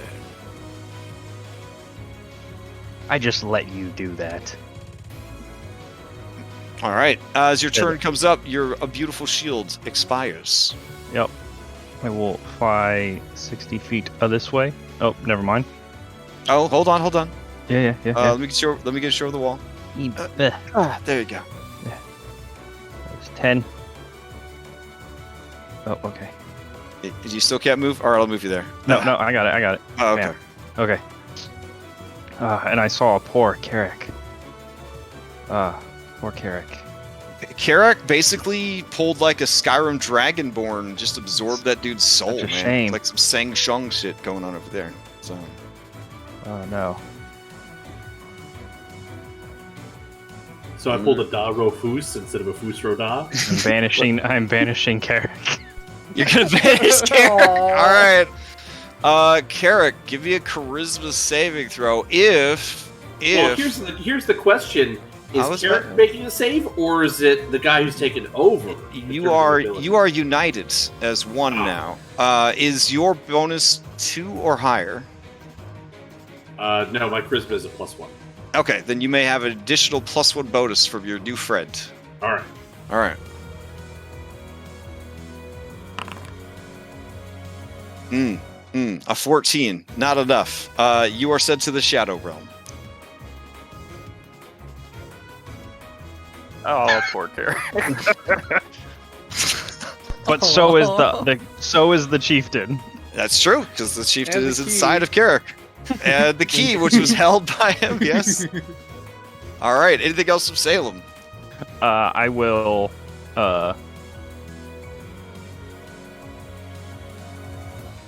Yeah, you know what? If I die, you have to go to my wife and explain why I'm dead.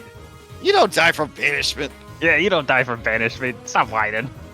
I got a strongly written email about how I'm not allowed to send people to hell anymore when they get banished. So you just go to a pocket dimension. I will. Well, you're not allowed to send people to hell, but where did Salem send me? True, Salem. Where did that you is send true. He sent you to the Salem dimension. It's an internet. Salemverse. It's an internet cafe / Chuck E. Cheese full of Salems. Cat cafe. Yeah, /cat cafe, just full of Salems of different forms. Yeah, it's the multiverse of Salems. The Yak Chieftain's like, what hell? So it's like that scene in Being John Malkovich where everyone's just saying, Salem, Salem, Salem, Salem, Salem, Salem, Salem. Hold on, let me see how many I gotta spend to do this real quick. This was a trap all along. I will spend another 2 sorcery points. 2 bonus action. Eldritch Blast. All right, who you Eldritch blasting? I'm gonna Eldritch Blast this boy over here, the Chimera, and see if I can kill it before her. Oh, kill stealing between dragons. Oh man! All right, do it. So I get to fire 3 because I'm at level 11 now, huh? Mm-hmm. All right, wow. You're at level 12 now. You're 12. That's right. Yeah, because cantrips. 13 is just shy of the mark. Would you like to succeed? There we go. Okay, but a nat 20 is going to be pretty good. A 16 will be good also. So that brings you in at 28 points of damage. All right, it is just hanging on by a level 12 thread. That's it. All right. All I got. By a level 12 giant adventure thread. There we go. Just to fully give you an idea of the numbers we're working with. All right. As your turn ends, Isendraug looks you right in the face without looking at the creature that she's attacking. She's going to bring her tail down. And embarrassingly, she is going to smash it against the wall. There is a cracking sound. You see a tear form in her eye. It freezes I'm sorry. immediately. Hold on. So I was afraid of her. So so it would have been disadvantage. Oh, okay. So Fair does a enough. 15 hit him? It does. And a 24. So it wouldn't have been a critical, but still. All right. I appreciate your honesty. I will give it back some hit points. I need to. I got to make that save though to get out of fear.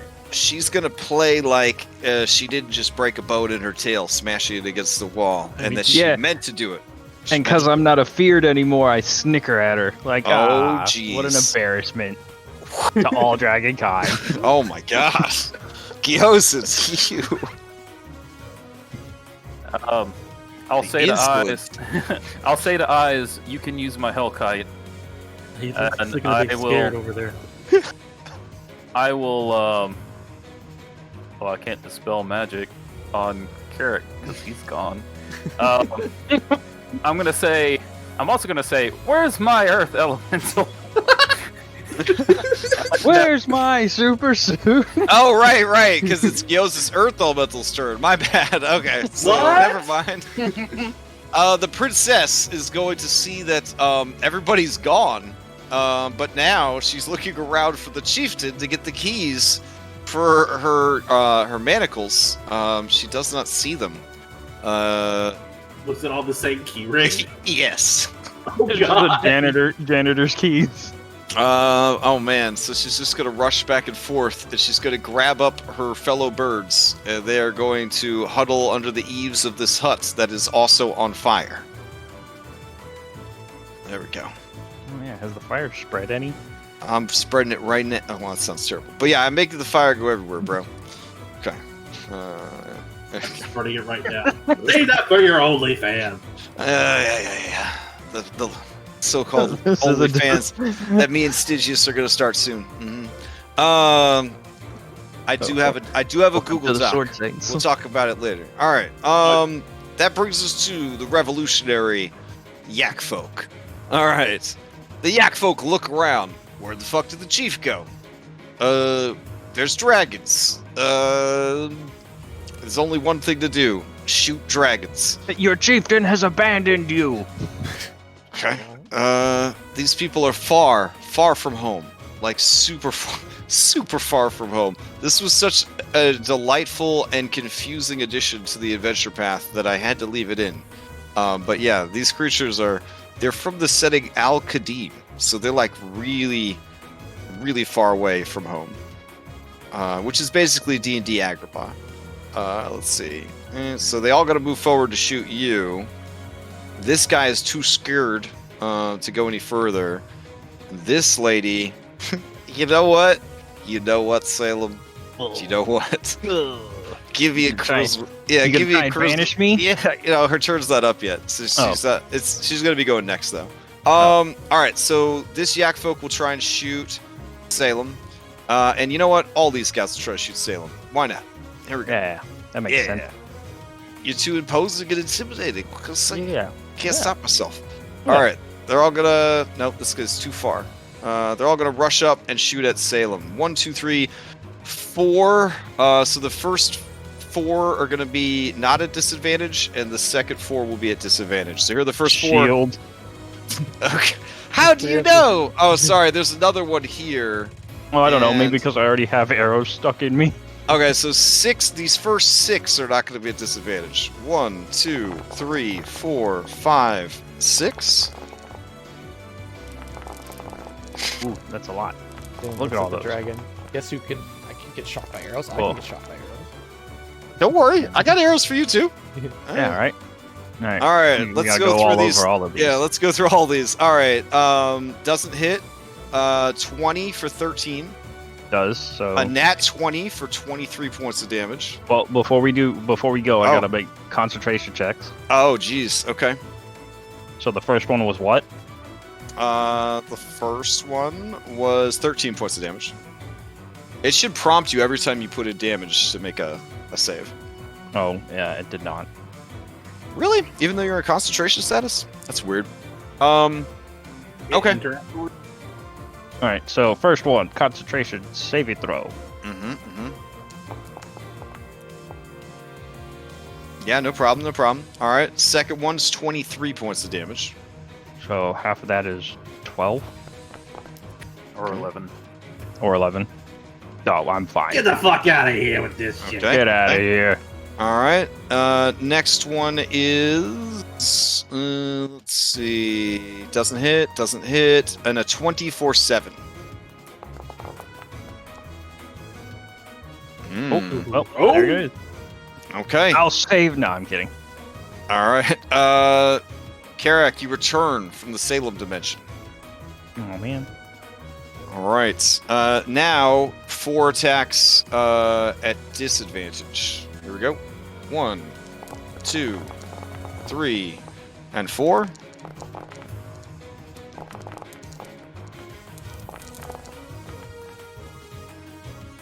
It's a lot of dice. Let's see. 17 if you shield will not hit. Nope. 18. You think even if you do shield will hit? You said a disadvantage? Oh, disadvantage. Never mind. 9, and nat 1. So none of those hit. All right. I gotta go back and add up all the damage I took. So that brings us to this side of the village where Thunder, you are being fired on by 1, 2, 3 Yak Folk. Yeah, it looks about right. Here we go. 6 attacks for you. 1, 2, 3, 4, 5, and 6.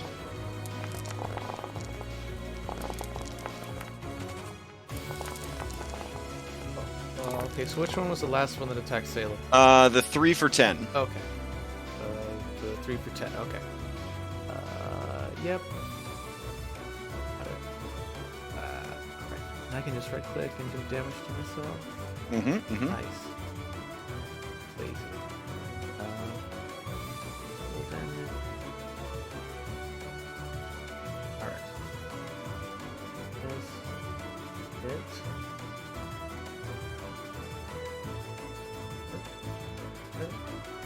And okay.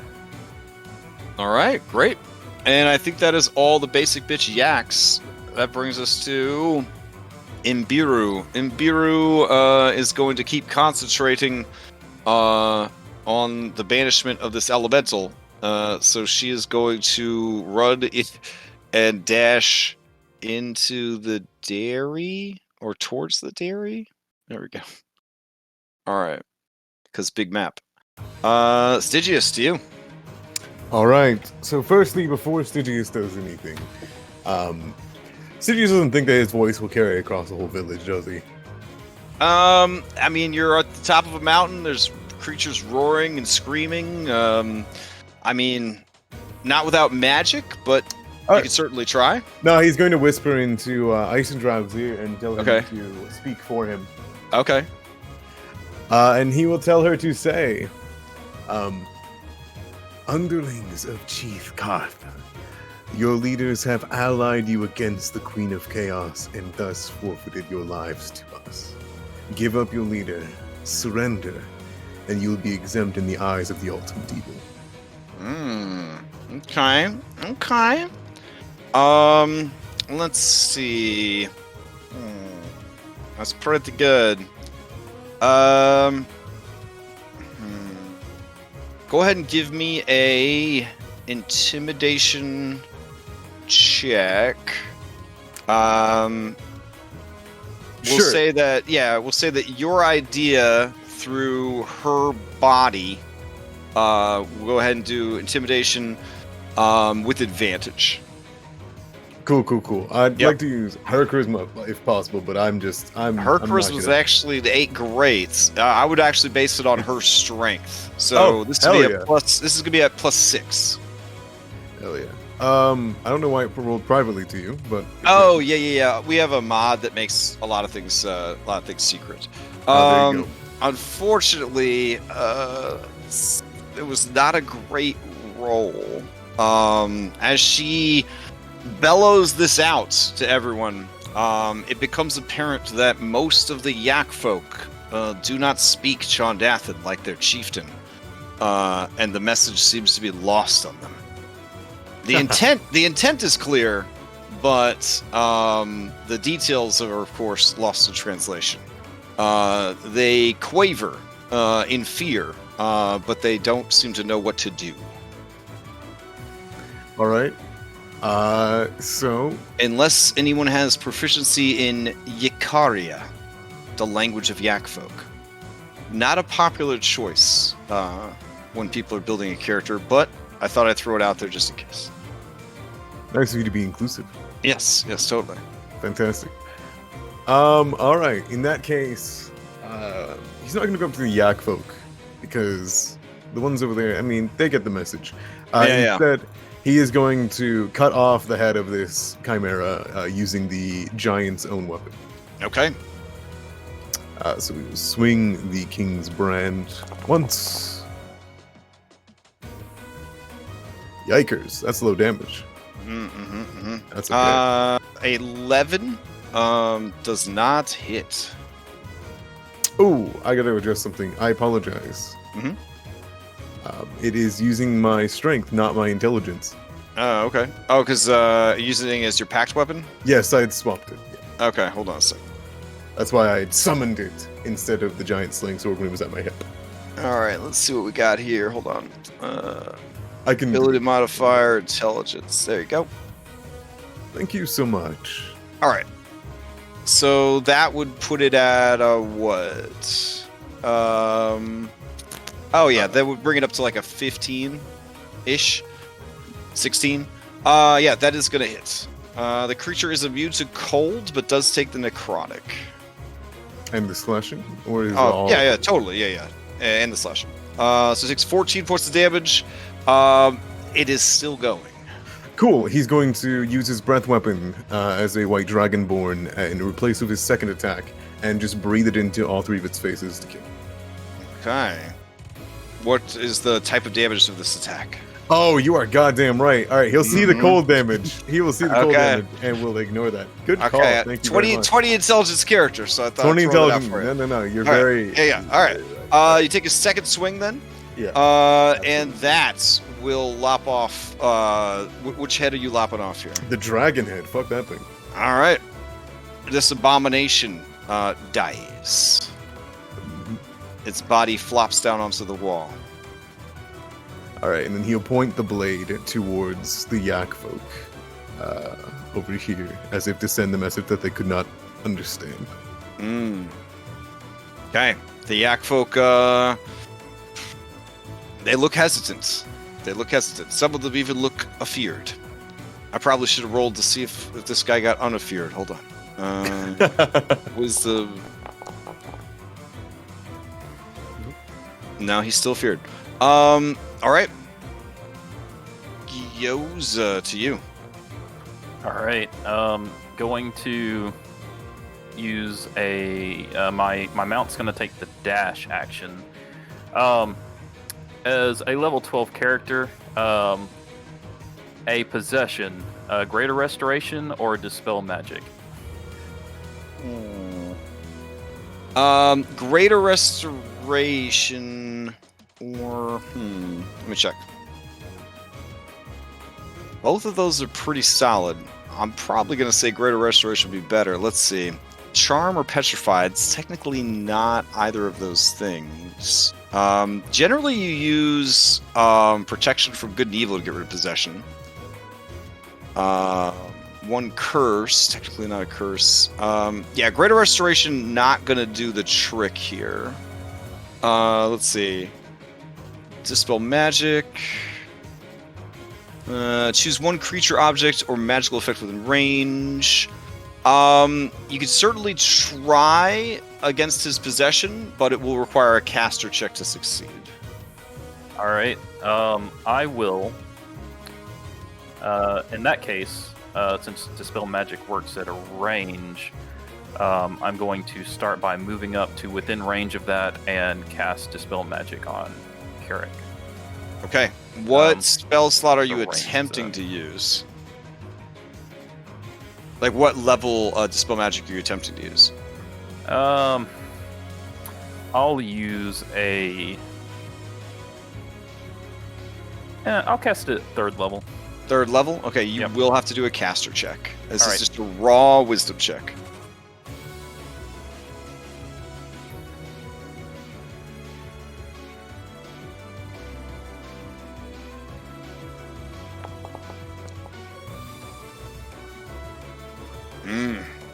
This magic is far more powerful than your dispel magic was able to affect. All right. All right. Then I will tell my Hellkite to go back to eyes. It will not make it the entire way back to eyes. I'm passing through a wall. So Gyoza needs to move to here, Okay. right in front of Carrick. All right. And then the Hellkite will get... Is the Hellkite still feared by dragon? Yes. Okay. Can it see the I cannot see where the dragon is, so you have to tell me. You definitely can see it. It's 40 feet up, so it's above the wall, so the Hellkite would be able to see it. All right. So it'll move this way to there. Then it'll have 60 feet of movement left to try to get back to eyes, or as close to eyes as it can get. So I guess it'll move to like here. And then it'll make a wisdom save at the end of my turn. And then All right. zone... So it could move to here because technically that is moving away from the dragon. But then to move back towards eyes would be moving towards the dragon, so it can't return so I was to gonna eyes. say it was going to like Kind of skirt like around. here. Okay, Yeah, and then make its wisdom. Try and make All right. its wisdom save. go for And it. then, all right.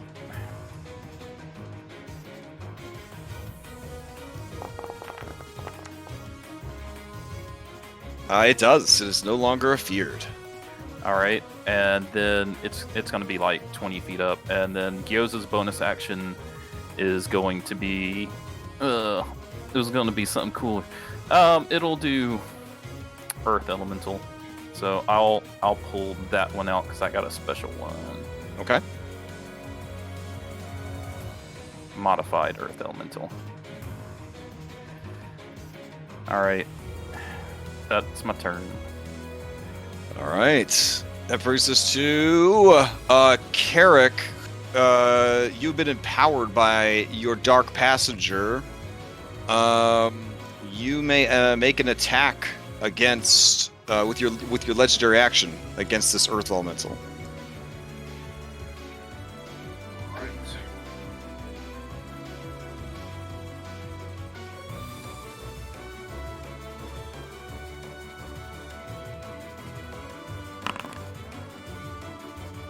Oh, nice. Earth Elemental Gyoza, 20 points of magical slashing damage. All right. All right.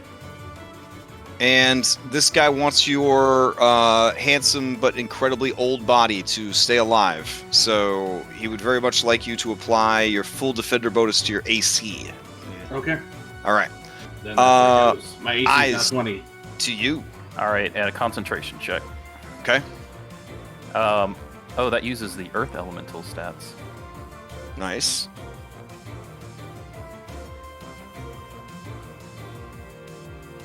Go here. Okay. Okay, no problem, no problem. There's a bunch of yak folk over here. A bunch of. There's one down here. Okay. He's gonna step over to here. Could you move me like on top of this Eve? Yeah, sure. Boop. All right. And then from here, I guess I'm gonna bonus action. Would I be able to bonus action hide from this one right here? Yeah, you're up on the roof. It's down on the ground. You would be able to block. Stop line of sight long enough to hide from it. All right, so I'll do that. I can't get any lower than 23, so I'm assuming I'm hiding from them. Yep, no problem. All right, and then I'll cast Mind Sliver on it. Okay. You have disadvantage on the save. All right, here we go. It fails, taking 7 points of psychic and setting it up for a penalty on its next save. That's it, and I'll pass 2. I'll pass next turn. Oh man, it's been a while. It's been a while. I had regular initiative. Meh. All right, let's remove this guy from initiative. Oh, what's the Earth Elemental's AC? Because I would have been scared unless that went away. 19. Oh, then you wouldn't have hit. Okay. Yeah.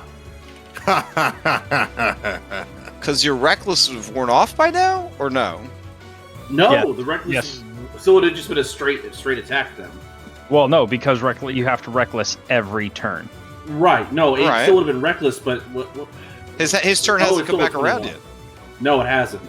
Yeah, so he legendary would have still attack. had. Yeah, he would have still had reckless. Never going. mind. It would have been 20 damage. Okay. Okay. Cool. I realized that the status effect was gone because I was. Oh, no, I didn't worries, put on no worries. Targeted. There's a lot going on in this fight. All right, that brings us to Thunder. I'm gonna go reckless. I'm gonna just try and just clear out these yak folk. For the first one, this great spear. Oh my goodness, that is incredible. Spicy rolls. Spicy Okay, rolls. let's go for the second one. All right. Wow, what are the chances of that? It's like 1 in 400, actually. All right, 16 enough. yeah, 16 is enough. All right. He is laughing very hard from your first helicopter spin, and it makes the second attack easy. You stab him for 21 points of damage. This watery yak folk takes a spear in the gut. All right. Anything else from Thunder? Oh, that's it. A simple character this time. Yeah. Okay. Oh, actually, my rage. I get so the Storm's Fury does an extra this damage. So this is all lightning. So 10 extra. Oh, damage. okay. Oh man, a Tempest Barbarian? No, this is Zealot. Zealot. Oh, okay. I was like, oh my god, did someone actually make a Tempest? No, of course not. All right. That'd be ridiculous. See, I told you. So Nahallah's turn. All right. She is going to move to here. She's going to look up at this great and ferocious beast.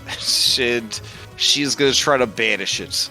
Wait, which Banish. one? Who? Everyone gets a banish. Nahallah's gonna try to do it. Me? This one right here. Yeah, you. Yeah, you. You're getting banished, boy. What's the save? It's a charisma save. Don't fuck up. Holy Yeah, shit! yeah. Okay.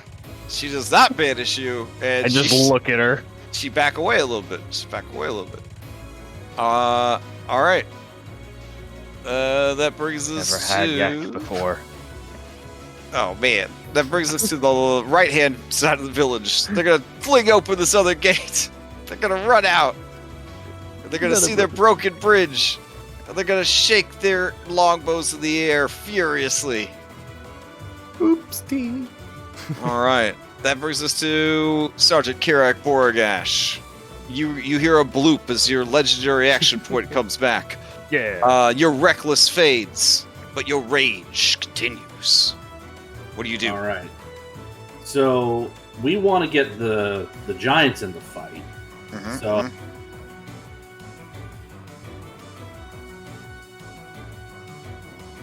does Midnight know that I've been possessed? He's got an intelligence of about 5. I can smell it on you.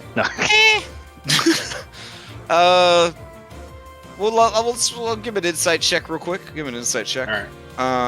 Let's see. Isn't Midnight like the smartest of all of them? Okay. Cool.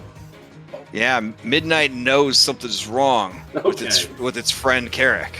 All right. So, good God, this creature is rolling better than all of us. Oh, God bless the NPCs. So, okay. So, if the chief knows that the wyvern knows something, then we will. Yeah. I guess we won't try and we won't try and jump on its back and fly towards the door. So Yeah, we'll you just... take like one step towards the Hellkite, and it lets out a low, ominous roar as its mouth fills with flames. If they know that I know, but they know that I know that I know. Like, okay, so in that case, possessed Carrick will dance around to the other side of the Earth Elemental and put it between itself and the Wyvern, and then we will recklessly attack with Great Weapon Master. We'll give it all we've got. Oh shit! Okay. Show me what you got.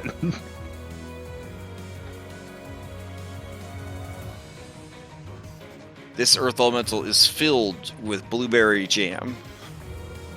Apparently. Yeah. So these attacks are, since I moved the AC since I moved the +3 to the AC, then these are going to be a -8. Damn. Okay, go for it. -8? So it's -5 Because he's doing Great Weapon Master. for Great Weapon Master, and -3 I see. because Yeah. It's a +3 I was like, weapon. wait a second. All You're right, mad. go for it. And like Thunder was saying, reckless would not have helped him to hit me. All right. He wasn't on the Take your hit points back. Jesus Christ. All right. Geez, 21 minus 8. So That's a- obviously not going to hit. Okay. Yeah. Okay. Cool story, bro. Okay. All right. You've done an effective job at being the worst character I've ever had possessed by a monster. if I could You take could've been inspiration, like, no, I would. Don't fucking do it. All right. Isodraug. Well, actually, I should, because I tried doing this shit last time, trying to kill Lars, but I got possessed by the Aboleth, and it failed. We're doing Great All Weapon right. Master. You hear the bloop bloop bloop of a good NPC's action economy coming back online. She shakes her head and she bubbles. The dragon she who couldn't bubbles kill the to wyvern. you, Stygius, about the people you have to work with. It's just, He knows. yeah. Can I had asked her before. She's gonna just breathe breath weapon on all these jabrones. That's her plan. Perfect. Okay. Maybe it'll kill him, unlike that, wyvern. All right. Here we go. I can't go with her. Oh, we could catch thunder in it. Oh, and I need to make a saving throw for the fright. I can't. I'll get you there. Hold on. One thing at a time. Yeah, All Is a right. 16 pass on the save for the frightened? Yes, you are no longer afeared. All right. All right. Let's see. Let's throw a breath weapon attack out here. Boop.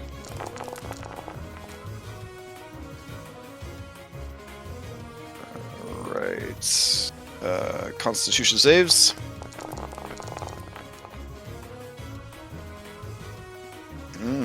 Looks like only one of them made it. The Revolutionary Yak Folk. So he's going to take half the damage. But the other 3 take the full amount of cold damage. Wonder why he's called Revolutionary. Maybe we were supposed to talk to him. Oh, damn, you killed his wife? Do you hear the yak people sing? Carrick, Sing well, a you were being song the of worst angry possessed people. character I've ever seen. Your wife got killed. Real nice. Real nice. Yeah. Now Now Sid- she's a statue. Stygius will look over towards Carrick, aka the chief, and say, "Get out, or I'll pull you out myself." Carrick, aka Carrick the drops to chief. his knees doing the whole platoon thing. No! She All was right. my favorite! Get him. Carrick responds to you and says, if you let me keep this incredibly old body and my life, I'll hand over the keys to Ironslag. No deal. Sorry, Carrick's our friend. Jeez, he You has tried to banish me! he has a backup character, guys. Vanishing doesn't kill you. All right, what if I told you his backup character is a cleric? Would that sweeten the deal? Anybody? No? Okay, we'll keep going. I can't believe this is happening. My existence is being bartered between the group. All right. Stygius doesn't negotiate, and he's gonna point his Abishai rod directly at him. Oh man. But All right, I think he's gonna see if this Sergeant Carrick Borgash body. Let me check this chieftain's intelligence, because maybe he's ready to make a deal. Hold on. That sounds like the worst feat ever for you, Carrick. It made sense at the time, but every time I use it, it doesn't fucking work. I think he's implying that your rolls in general aren't good enough to sustain. It'd be like Lars taking a feat like that, you know? Like, yeah. Whoa. All right, just saying. All right. We're talking about a guy with elven accuracy that never got a critical hit. Ever. Okay. Who also died multiple times.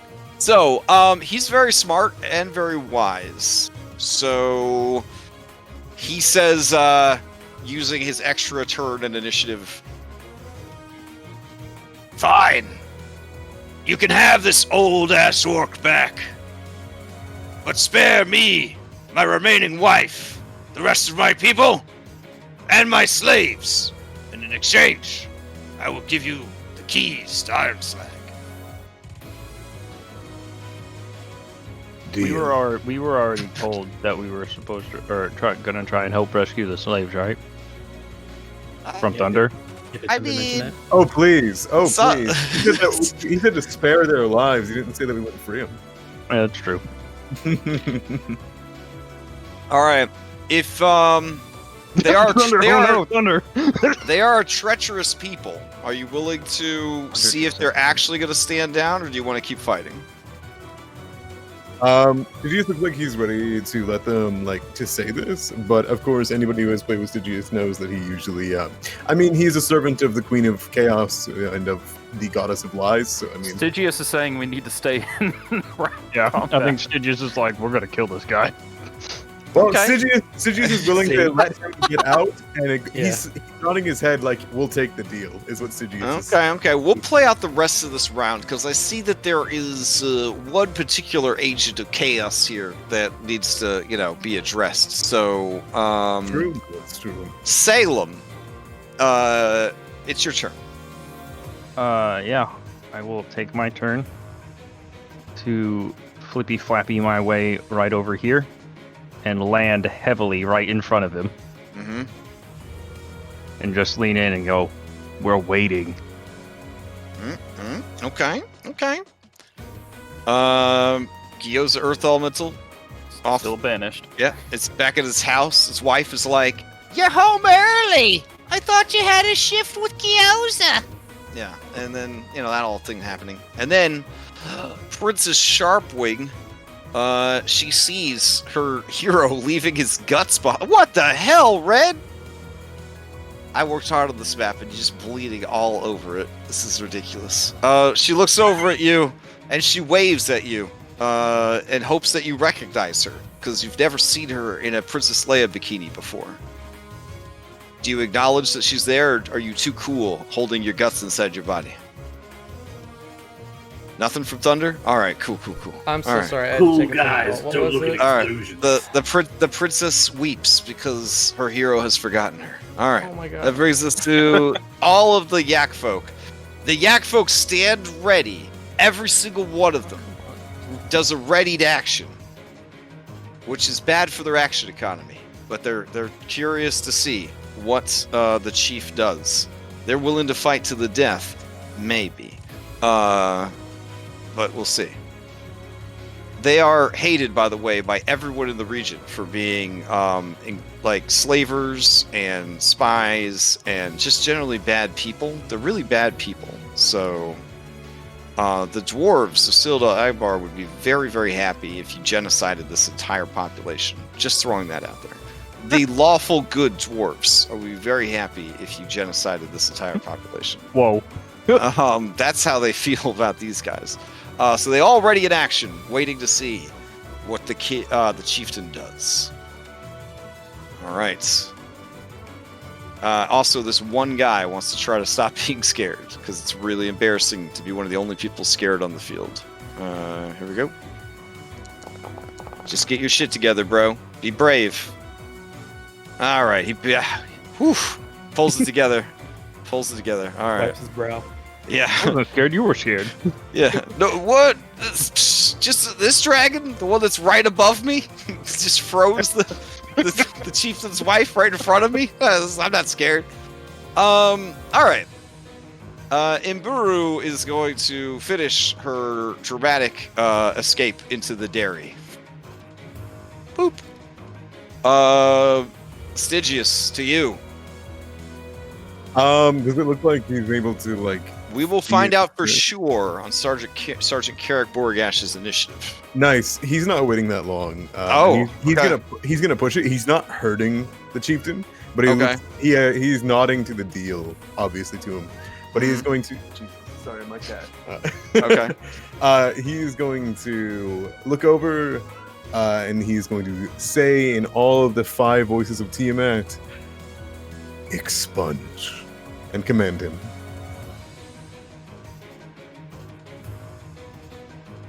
Oh, I got you. Okay. All right, let's see. This is an interesting thing. I like what you're doing with this, and I like the direction that the everything is headed. So, I'm gonna say that since they're sharing a body, you technically see him, even though you don't see him. You know what I'm saying? So yeah, he will go ahead and make a saving throw to see if you are able to command him to leave Carrick's body. I am upcasting it, so if I can, I'm casting it on Carrick too to give Carrick a chance to get him out. Oh, that's pretty dope. Carrick, go ahead and give me a saving throw as well. What sort of save is it? Is it charisma? or- Wisdom? I think Really? I think yeah, wisdom saving throw for command. For command, yeah. Hmm. Well, I will. You know what? All right. My wisdom is +1. and Yeah, it's wisdom. my All right. Dark passenger. Okay, here we go. Let's see. Oh, nice. That might be. Oh, yeah. There you go. DC 19. Good job, Carrick. Yeah. Carrick, your success actually works in your favor. His failure works. You are able to vomit forth the chieftain.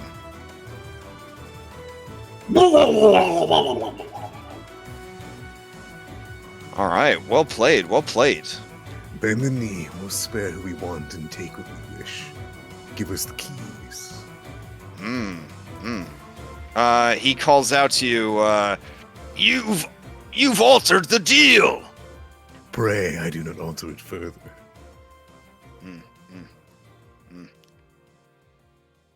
He owes it to you. Stygian, don't make me laugh too hard. It hurts. It hurts. It legit hurts him. I'm gonna drop concentration, just because I'm just gonna call out in Draconic. Where's my Earth Elemental? I'm just gonna drop concentration on it, Okay. and then as I say that, I sink into the ground, and I am Earth swimming. Okay. And I'm going to hold a dash action for when things go down again. All right. I'm gonna move over here, but underground. That will bring us to eyes. There is actually a burrow status. I don't know what it does to your mini. I forget, but there is a burrow. There you go. It doesn't make you dirty or anything. That'd be kind of cool. Oh well. We gotta make that. All right. I guess I'll. How tall is this building? Can I just jump down? Yeah. I mean, you're like a high-level rogue. It's fine. So Jump down off of here, climb up this area, mm-hmm. And I'll just go over here and get ready to see what we do against this chieftain. All right. Thunder. All right. Did these they're holding their action? All right. Yeah, they're all holding an action to see what happens. All right. So I take my spear out of this one. I kind of chuff, and then I'm gonna fly up the mountain to the chieftain's at.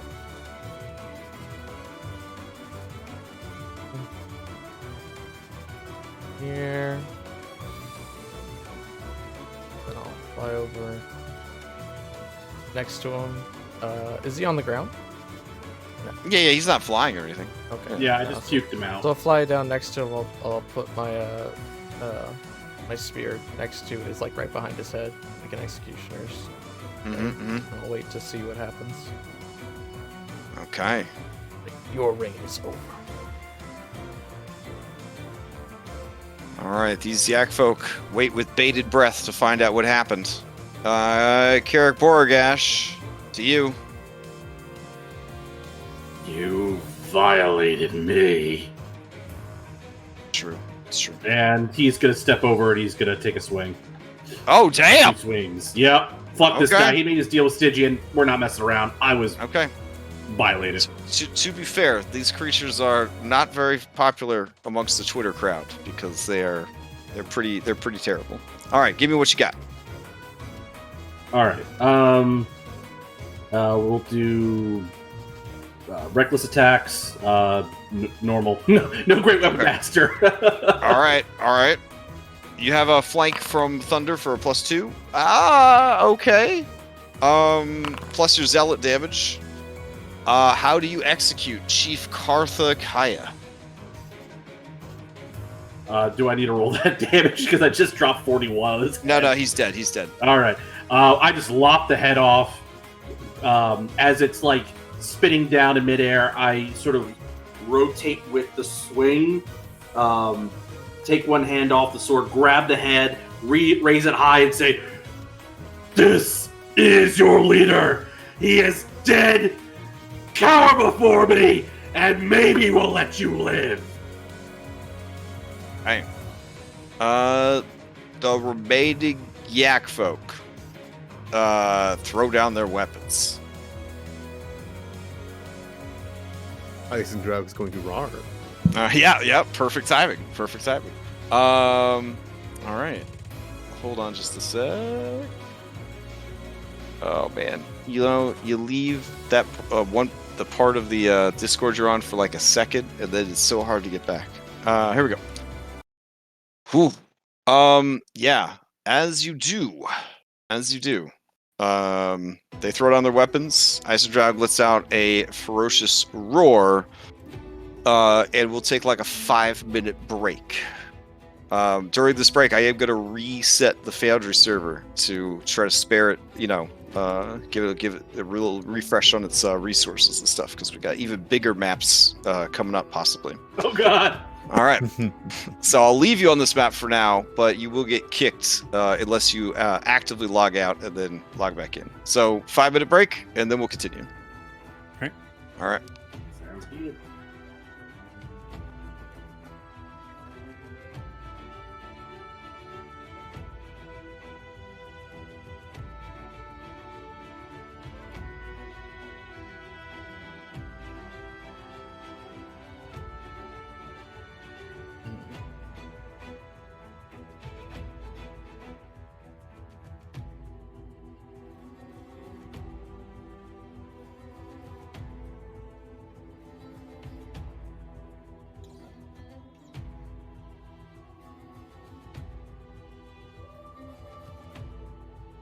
I'm back again.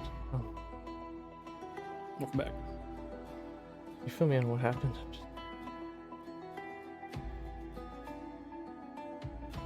Everything all right? Yeah, I had to run and get something. Okay. We're taking a 5-minute. We're taking a break right now.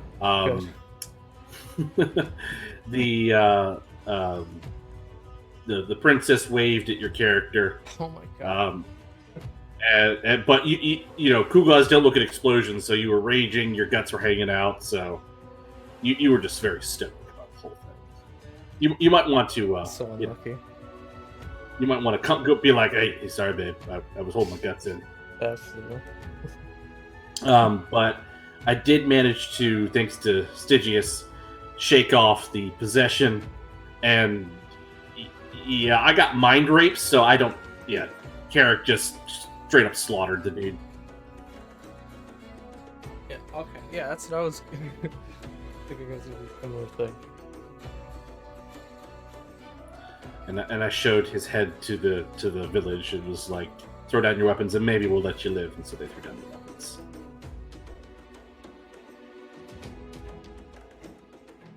Crash was trying so hard to get us to kill all of them. Eh. I mean, it's not too late. Distractions now. I mean, it's not too late.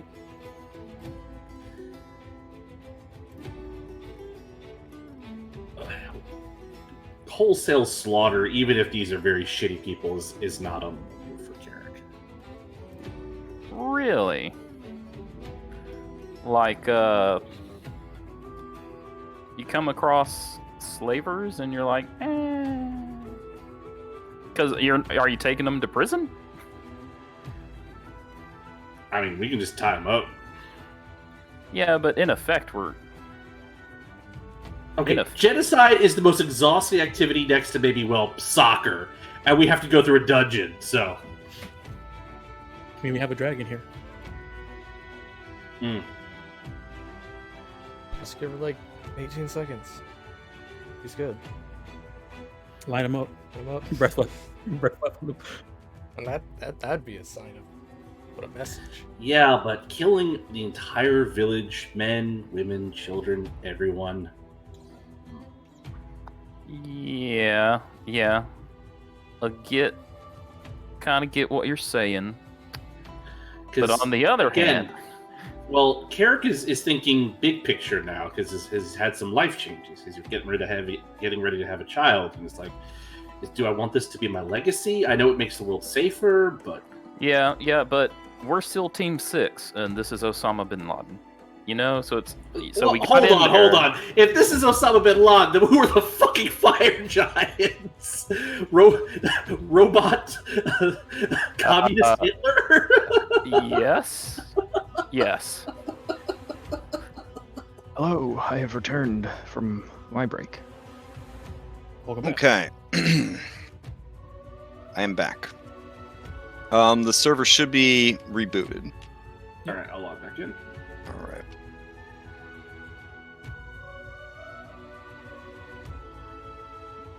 We're all level 13. No. Yeah. No.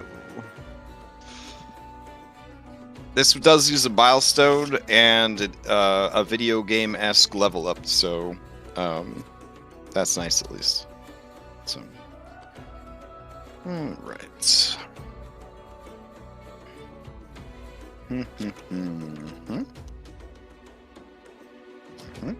Okay. Alrighty. Once we have everybody back, we can continue.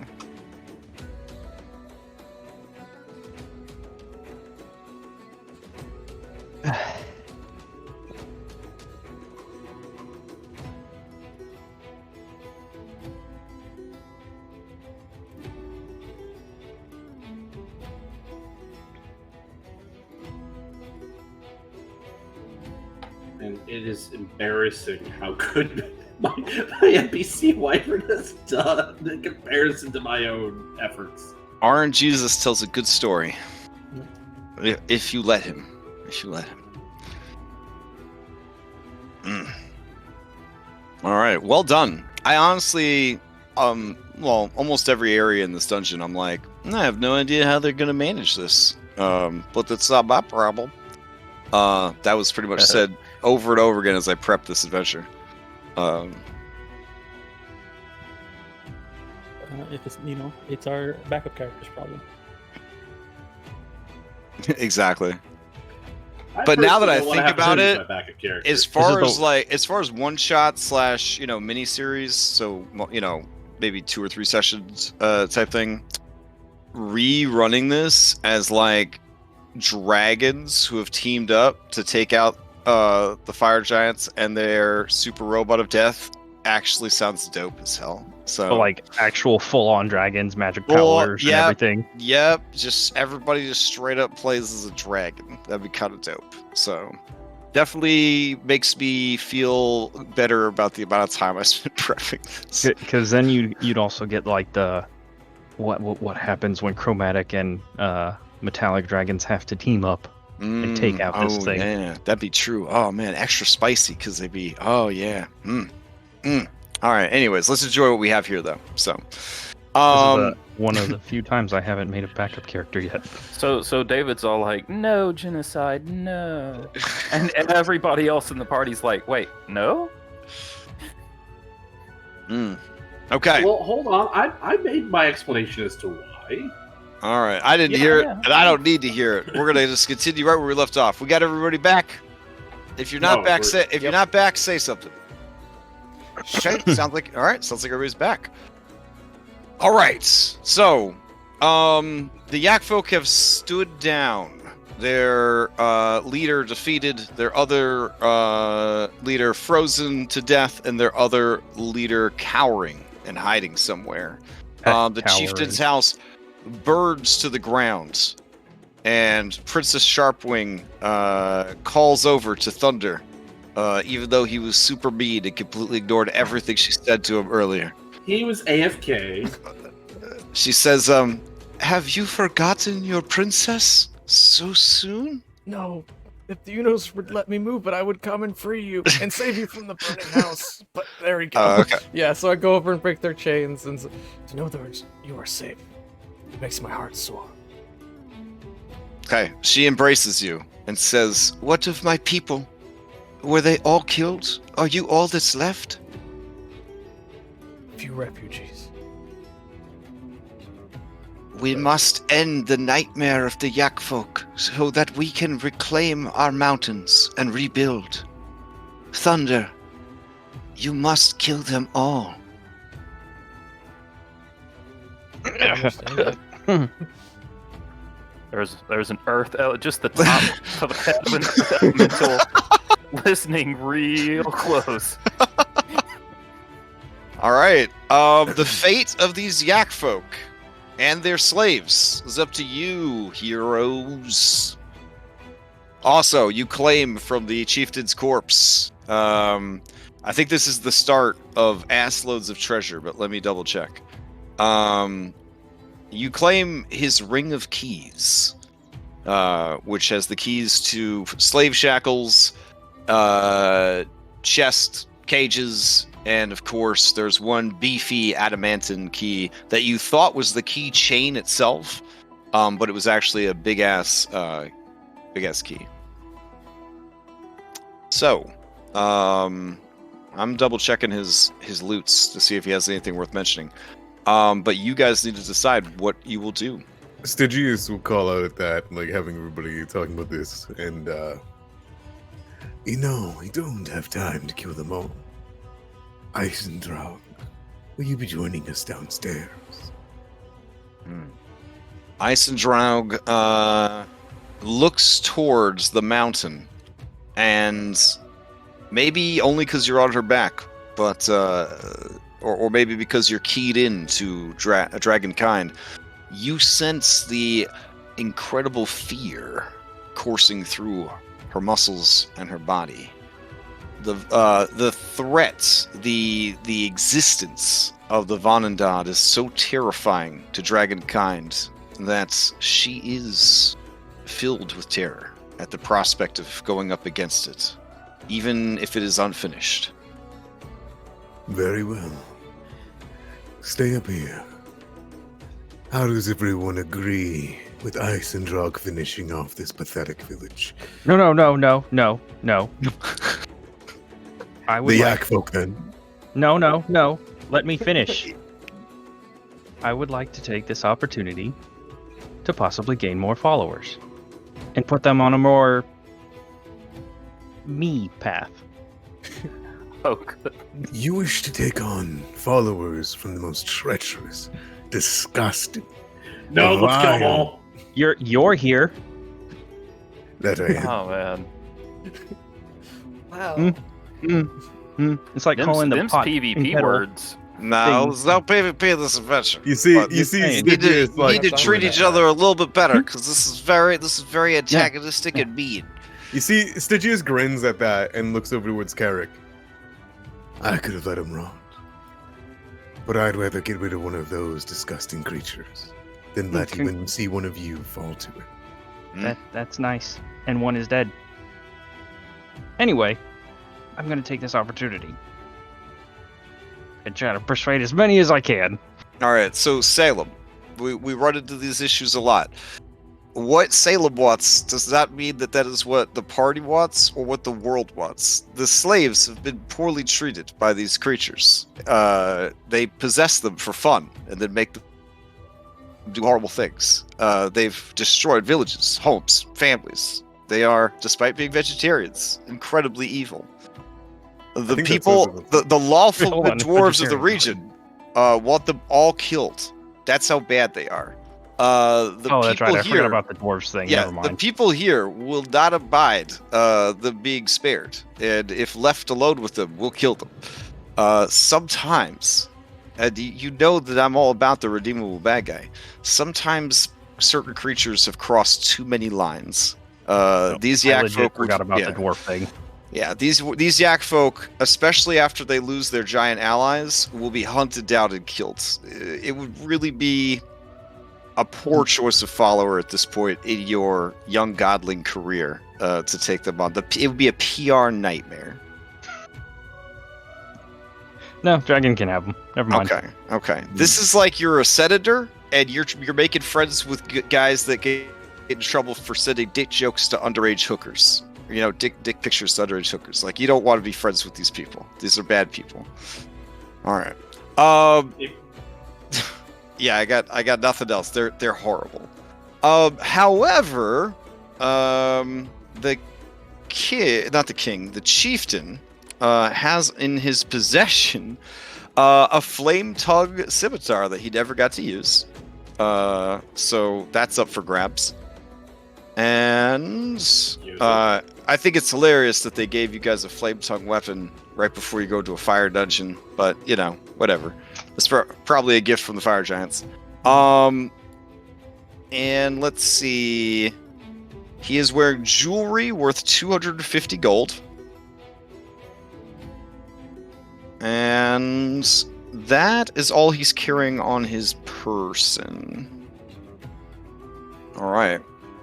As far as the village itself, there are at least 40 slaves that are Aarakocra, Moon Elf, Shield Dwarf, and humans of various cultures and ethnicities.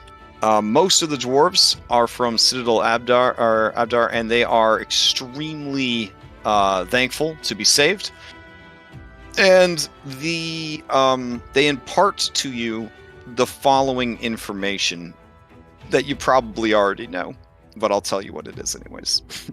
The Yak Folk chief is Karthakaya. I guess they assumed you might be doing a stealth mission, and that's how you learn this stuff. Or you were undercover. Not that you murder hoboed your way through. He had two wives. Yak Folk can't be trusted. The giant water wheel that you see is used to grind up grain into flour, but also has a secondary purpose. It operates the machinery that controls an incredibly large elevator that leads down into the heart of the mountain. There are many, many more slaves who have been given over to the fire giants to work in their mines. There is a staircase next to the elevator that allegedly leads down into these mines. Let's see. Be on the lookout for flying three-headed monsters called chimeras. They are allied with the Yak Folk. What? You just look back. Those are chimeras? Listen, I was giving you all the information because you saved all the slaves, okay? And let's see. One of the slaves is actually a princess, and upon saving her, she imbues to each of the PCs a boon, calling upon the spirits of air and wind to protect you. Your boon can be used either to cast haste upon yourself or death ward upon yourself once. Can we choose now or later? Once you cast it, the boon is used up. Okay, so we can choose it like whenever we use the boon, we can choose which But one you either can't haste or- you can't as a reaction be like death ward. You need to proactively have death ward cast before you need it. Yeah, exactly. Either way, Yep. right? It's an action either way. Yeah. And it is as if you are casting the spell. So the haste will require concentration, and if you get knocked out of it, you will be stunned for rounds. So something to think about. Great stuff. All right. She imparts that ability to each of the six of you as the reward for saving her. Stygius will accept his, while Okay. Eisendrag, I imagine, is doing like bomber, like left and right with ice breath. Eisendrag is just she's just going around and just picking people up, throwing them off the mountain, freezing people, and then shattering them Sub-Zero style. She's just having a great time. A great time. Stygius told her to make him an ice gallery. So. Yeah. All right. She does eat a couple of the yaks and pigs as well. So, after freezing them, of course. All right. My Hellkite also eats one. Fair enough. The door to the mountain awaits. I can't move because I'm stuck in a wall. Oh, okay.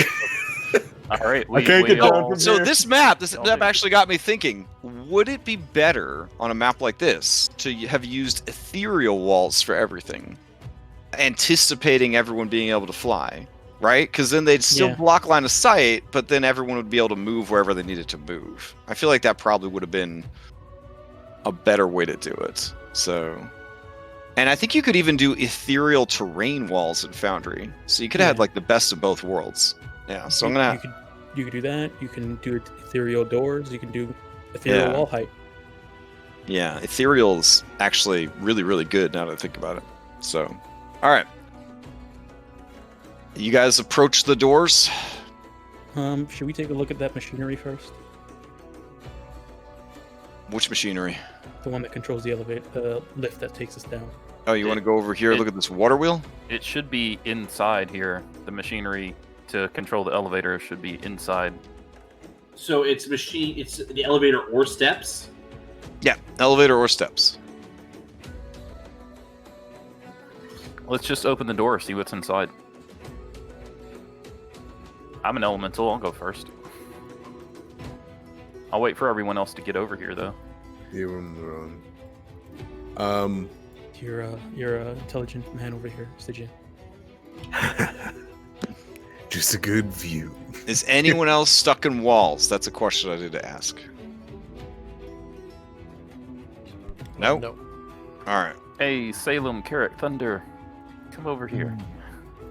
We're waiting.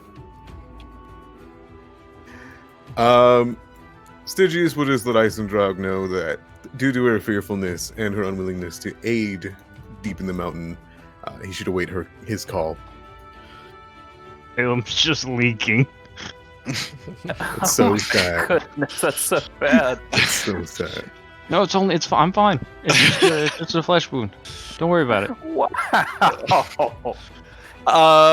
It's not a flesh wound. Your back leg's about to come off. No, it's just a whole bunch the of. princess It's just a whole bunch of implores arrows. you, Thunder, to go with these brave outsiders and destroy the king of the fire giants, so that something like this never happens again. The Yak folk would never have felt so bold and empowered as to destroy her father and your village, if not for these giant devils from the deep. It will be done.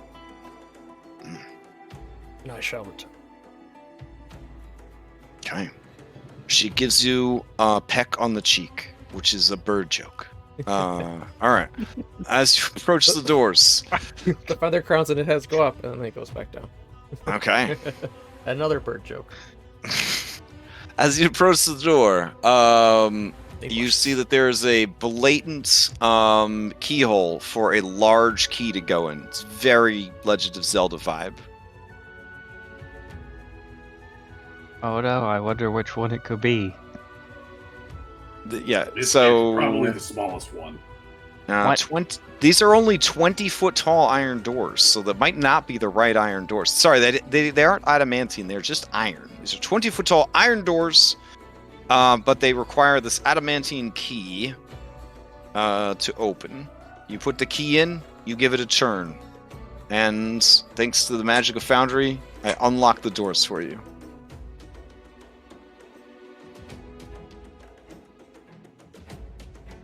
We doing this? Smash. Well, Okay. I'm not gonna lie. I feel a little worried about that.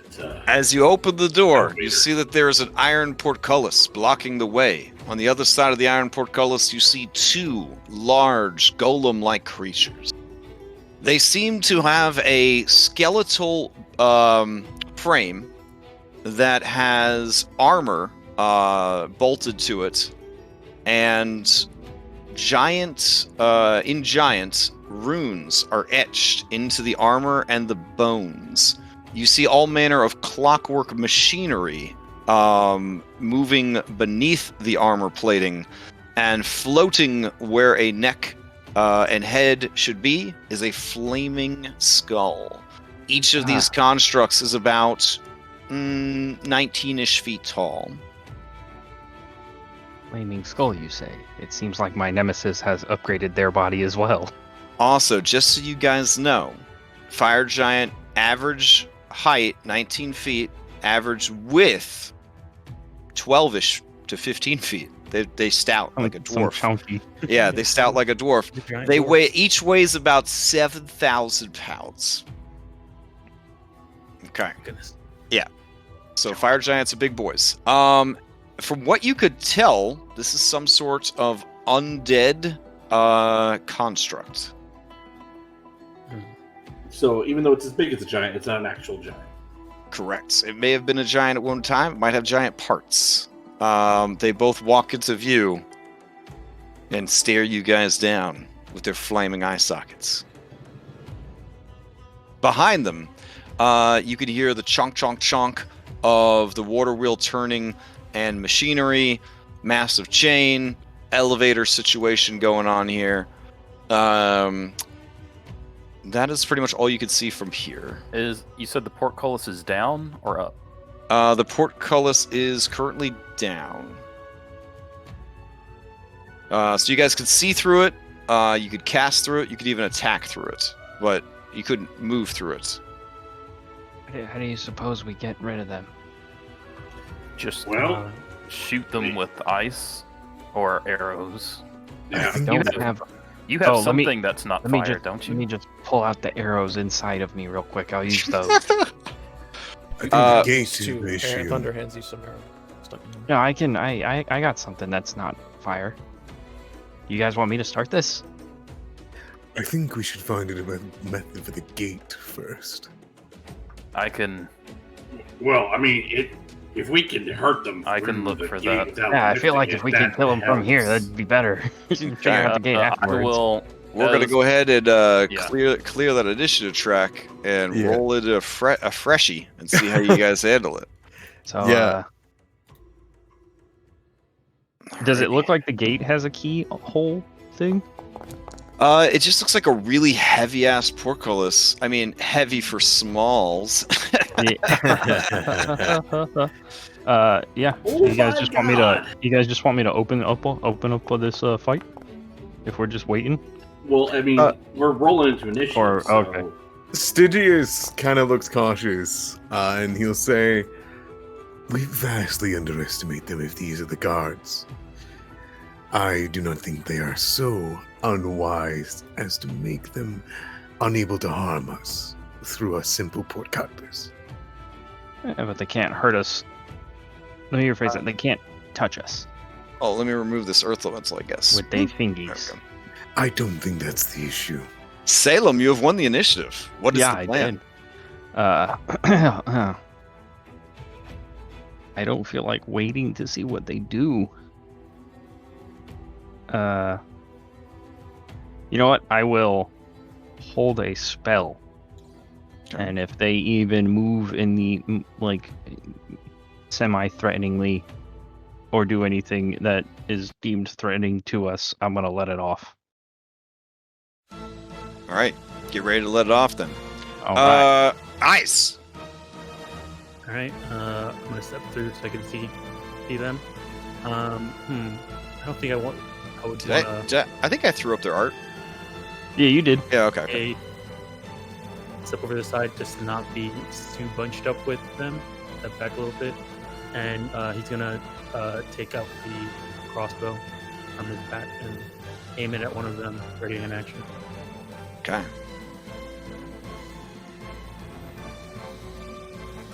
All right. Gyoza, to you. I suspect a fireball is incoming. And I'm just going to... are you thinking about baby Gyoza in the Wave Echo Cave? Oh no! I'm going to quickly test under this gate to make sure I can swim under it. I'm just going to go like the 2 inches down. I need to do that, and then I'm going to let's see. That's So what you're saying is you're going to limbo under that gate. yeah, underground. I'm going to move to here. Oh, I got to go through a wall. I would like to move to... Hold on, I'm going to change it to an ethereal wall. Okay. Let's see if that'll work. Alright, try it now. Alright. Oh. Okay. Oh, nice, it worked. So I am just going to move to here, just underground, as a Alright. dash action. You can actually put negative height on your miniature so that you know just how deep you are. Hashtag deep. We can't see Gyoza, like the path Gyoza's taking, right? No, he's underground. So What? We don't get a Bugs Bunny mound to sort of see the path he's taking? Gyoza, can they see your mound? That's Crazy. purple. Okay. Alright. I Earth elementals like swim, don't they? Mm-hmm. Yeah, they just swim through Earth. Yep. Yeah, then that's what I'm doing. Okay. Because that is height. All right. All right. That brings us to Thunder. All right. This is a giant-sized gate, right? Yeah. Okay. 20 feet high, and what is that, like, I don't know, it looks like 25 feet wide. Okay. I'm gonna give it a try. Barely big enough for a fire giant to fit through, I guess. And then, when I come up to here, past Salem, there's no controls I can see from this vantage point that would lead me to believe that could open the gate.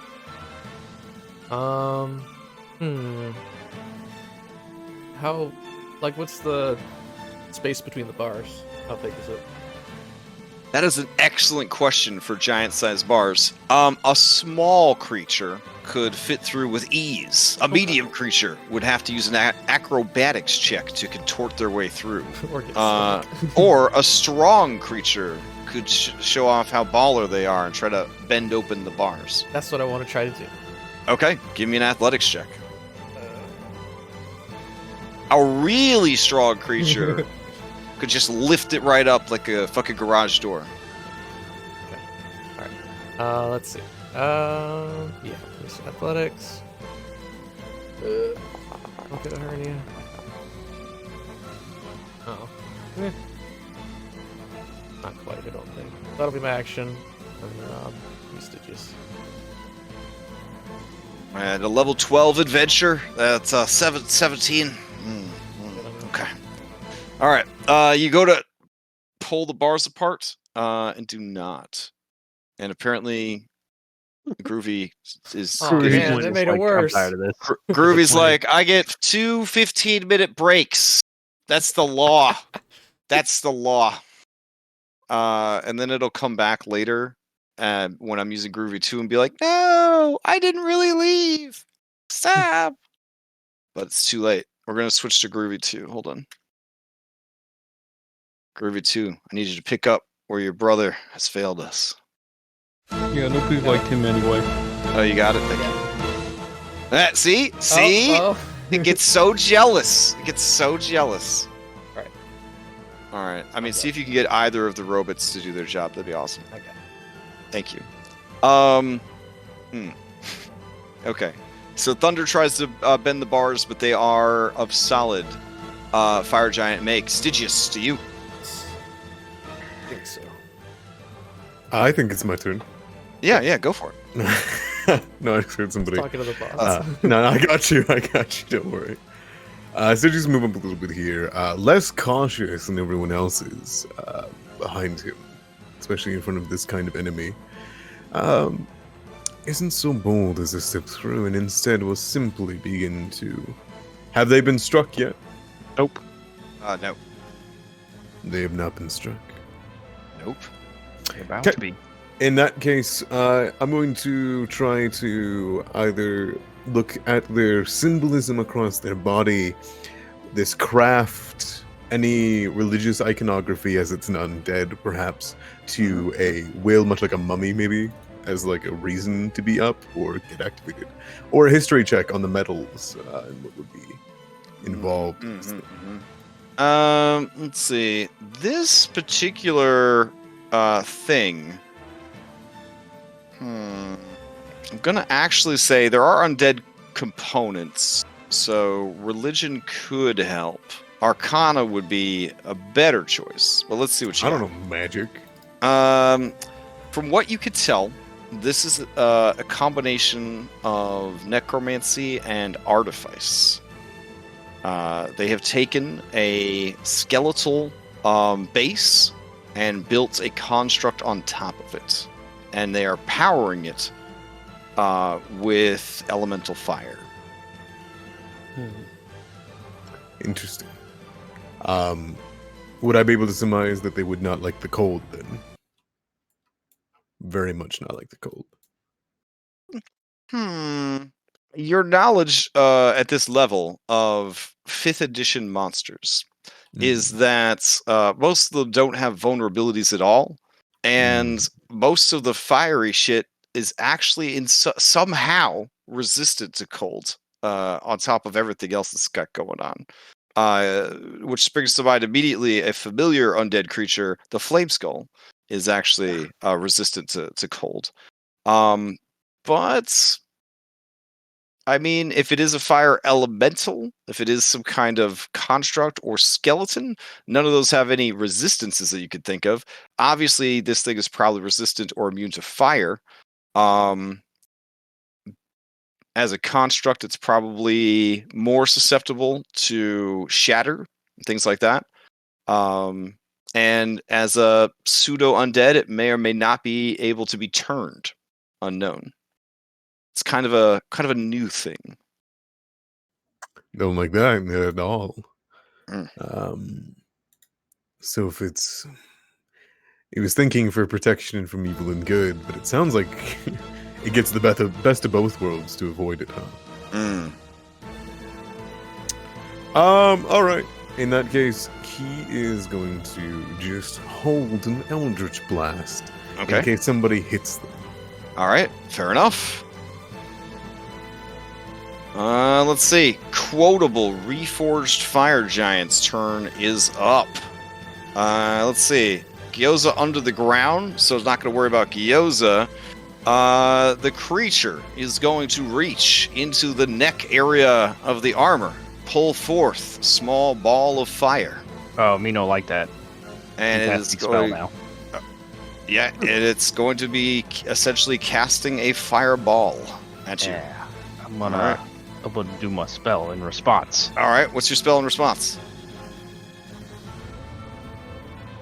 What was the one you were readying? I can't remember. It was a counter shatter. spell? Oh, shatter. Okay, go for it.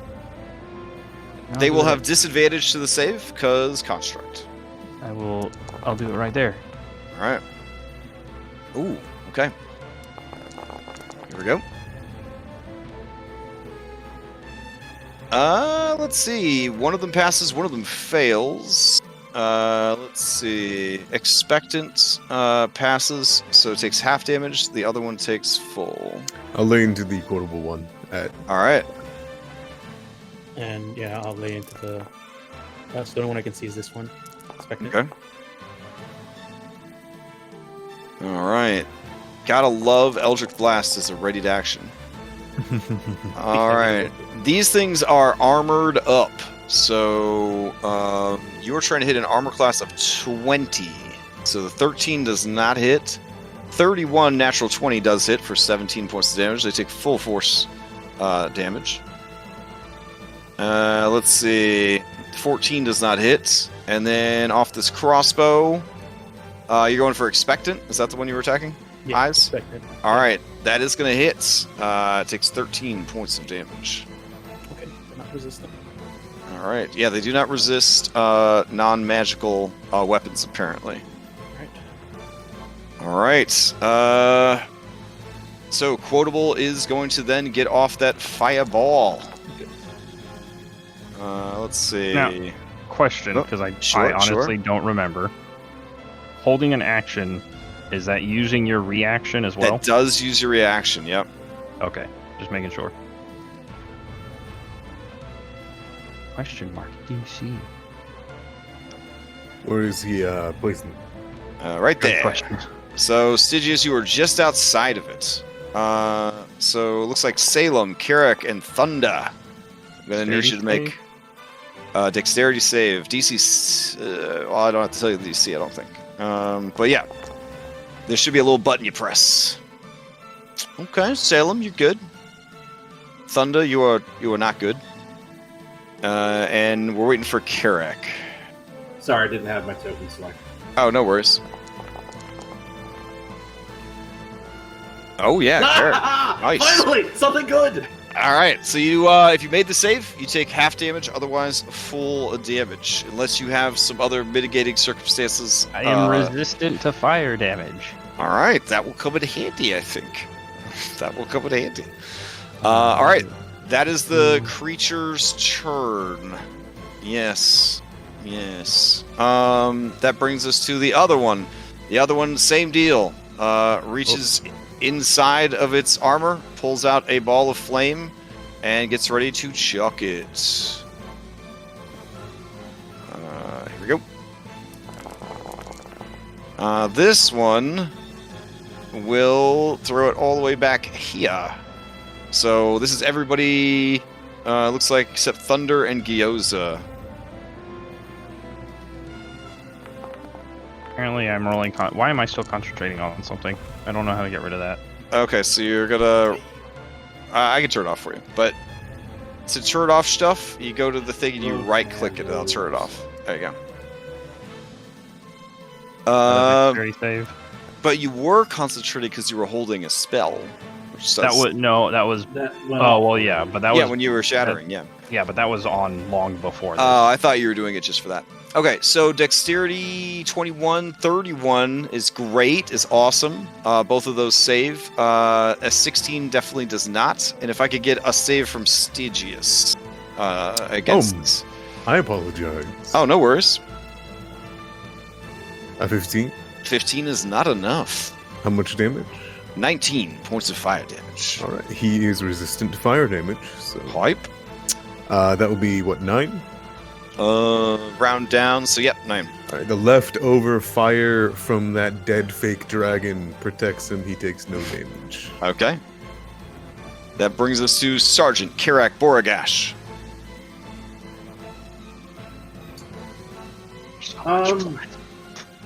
Oh, dang, Red. I just saw that you got animated fonts. Oh, my. Oh, my. No emojis, but animated font. That's pretty cool.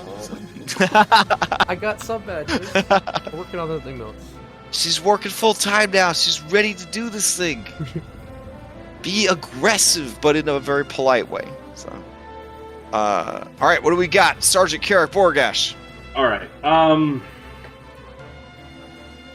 We're going to take a shot with our longbow at Expectant.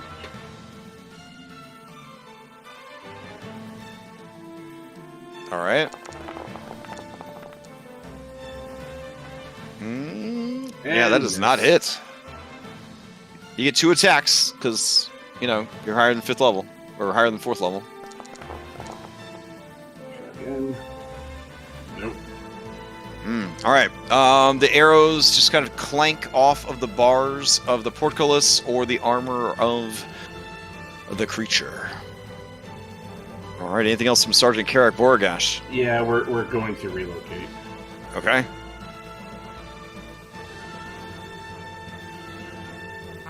Salem, to you, as Sergeant Carrick Boragash takes cover. I'm gonna walk up to this here gate. Mm-hmm. And I'm just gonna grab it and just see if I can't lift it up. Okay. You are a huge creature. Go ahead and give me an athletics check.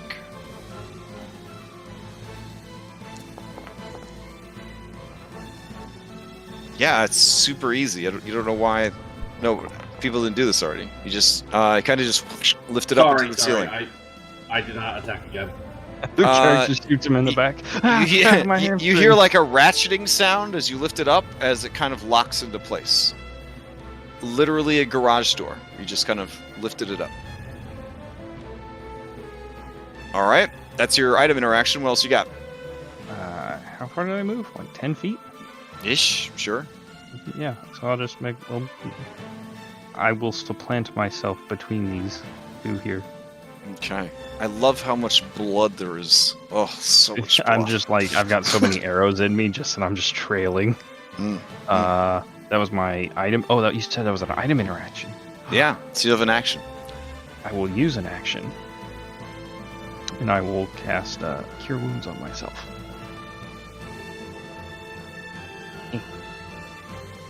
I'll go at first level.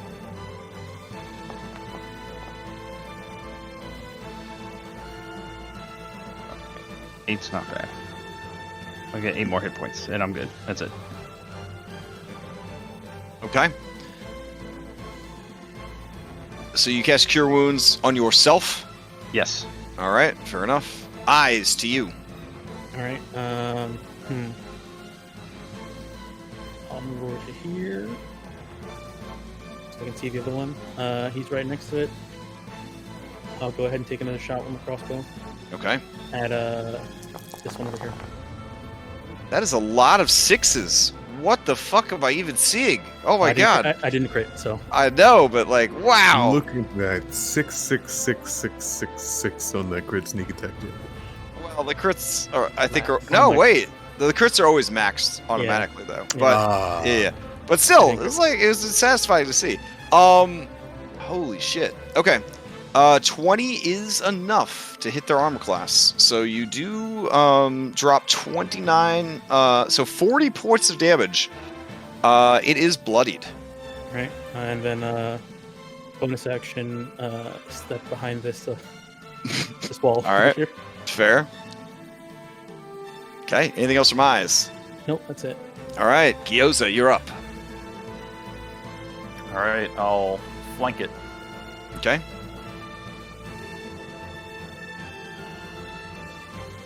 And come out of the ground. All right.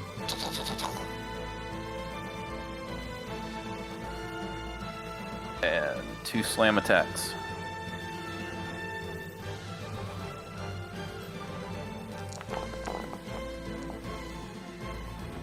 Oh yeah, 27 definitely hits.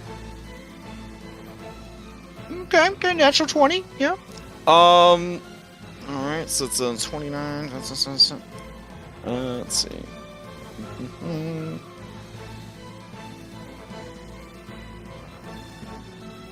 All right. You cave it in pretty hard, but it is still standing. Oil leaks from various dents that you have caused in the armor, and as it does, it immediately bursts into flames, sending flickers of light and black smoke trailing away from the creature. It seems to be moving with jerky movements, and there is barely anything holding this creature together. All right, that's my turn. Sweet thunder. Kai will move back. Oh, fair. And terrorize the Yak Folk village.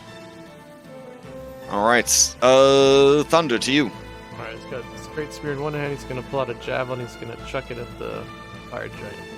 Okay. Javelin. Go. 21 is going to hit for 6. And that will finish it off. The creature, let me make sure there's nothing special here when they get killed. Sadly, these robots do not explode. Oh.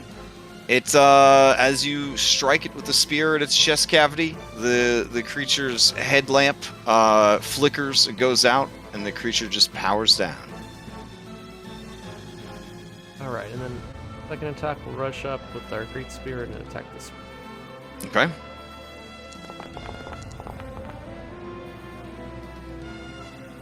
Uh, 21 going to hit, 8 points of damage. Okay, Stygius, to you. Pop, pop, pop.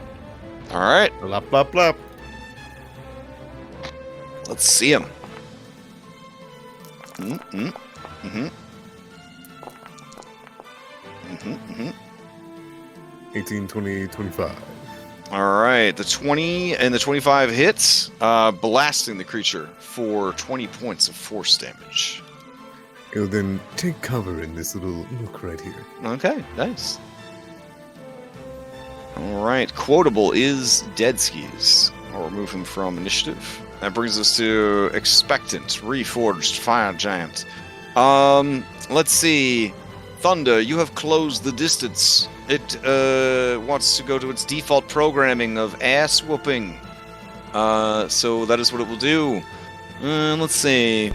Oh, okay. That one's pretty good, but I think it'll give you all of its attention. So it is going to attack with its hammer fist, and then with its axe hand. So here comes the hammer fist first.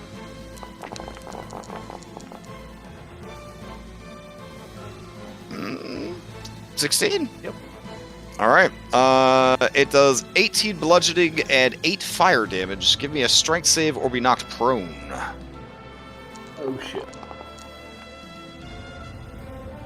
No problem. You are not knocked prone, which is good because if you are prone, the axe hand does extra damage. Oh, okay. Here comes the axe hand. No! As it goes to swing on you, axe hand just chops into the stone wall instead. The creature staggers, fights to get its hand free, sparks flying, catching the oil it's bleeding on fire. Sergeant Carrick Borgash, you're up. All right. I don't want to get left out of the party.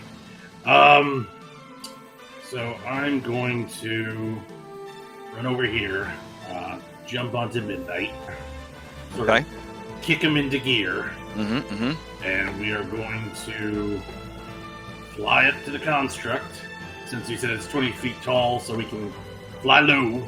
Yeah. I don't know why I'm trailing. Oh. Do I trail blood even if I'm just a little bit damaged? Yep. For this adventure, I turned the gore factor up very high.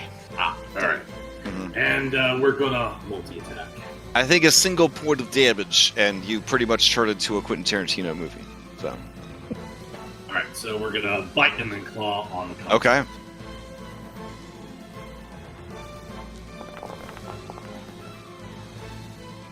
Okay. 24 is gonna hit. All right.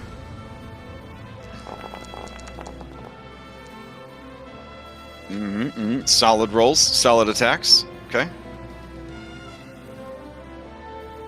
All right. And- It is bloodied. All right.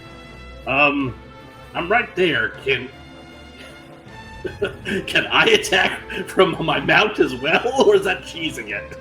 I think we had it with mounts that if you wanted them to attack, it would use your attack economy. All right. So you kind of had to choose. Yeah. So you Yoshi donkey punch him in the back of the head, then he attacks, and then that's kind of your thing. All right. That brings us to Salem. I will make my way around. All right. This way. Obviously going around him. Yeah. Winging around. I got you. And then Inside this area, the ceiling is about 30 feet once you get past the portcullis. I'm just gonna see if I can't take that stupid fire skull head in my paw and crush it. Okay. Or rip it from its frame or whatever. All right, go for it. How do you want? Do I need to make an attack? If or you're trying an to athletic? try to steal this man's head, give me a sleight of hand, or athletics. Okay. Oh, okay. It will try to hold on to its head. Let's see. Roll low. Please. I'll try. Oh.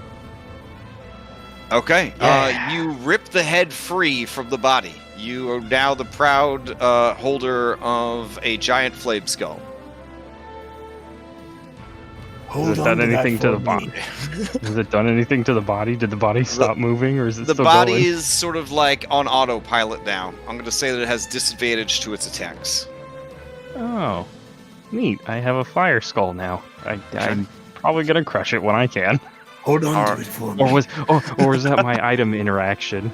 No. That is most assuredly an action. Okay. All right. Eyes to you.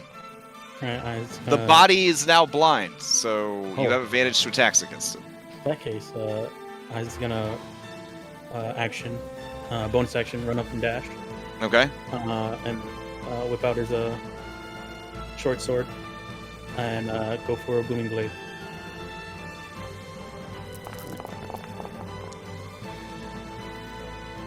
Ooh, 24 is going to hit. So that applies the boom. Let's see. Oh, it's so nice to just type in the word and have the sound effect come up. Awesome.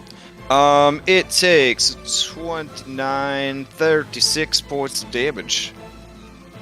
And has a nimbus of thunderous magic surrounding it. All right. That's it. Anything else from Eyes? Nope, that's it. All right, Gyoza, to you.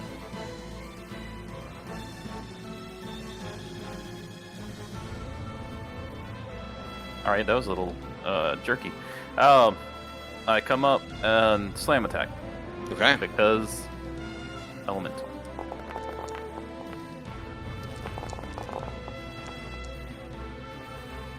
All right, you go and begin beating on it. It is blinded thanks to Salem, so 21 and a 21 both hits. It takes 29 points of damage and is defeated.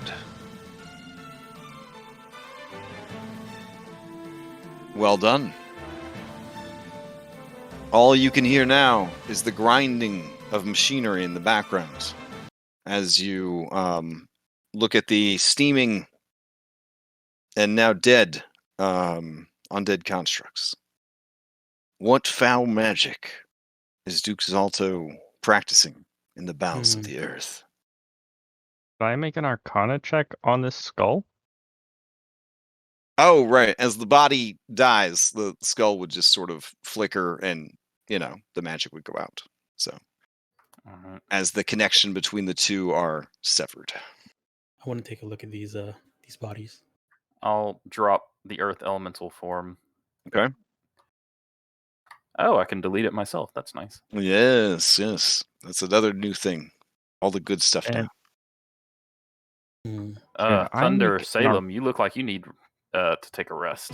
You're bleeding. Could I everywhere. make an Arcana Thunder or looks down. history check based on No need to wait on the me. spooky book that I had Oh, a yeah, long sure. time ago?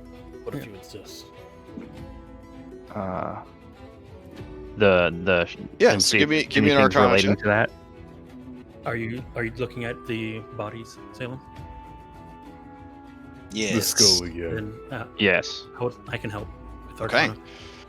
The two of you examining the bodies, you come to the conclusion, similar to what Stygius had, that these were in life fire giants, but they have been Frankensteined into a sort of half organic, half construct hybrid that retains some of the qualities of the original form while also gaining benefits of both an undead and of a construct.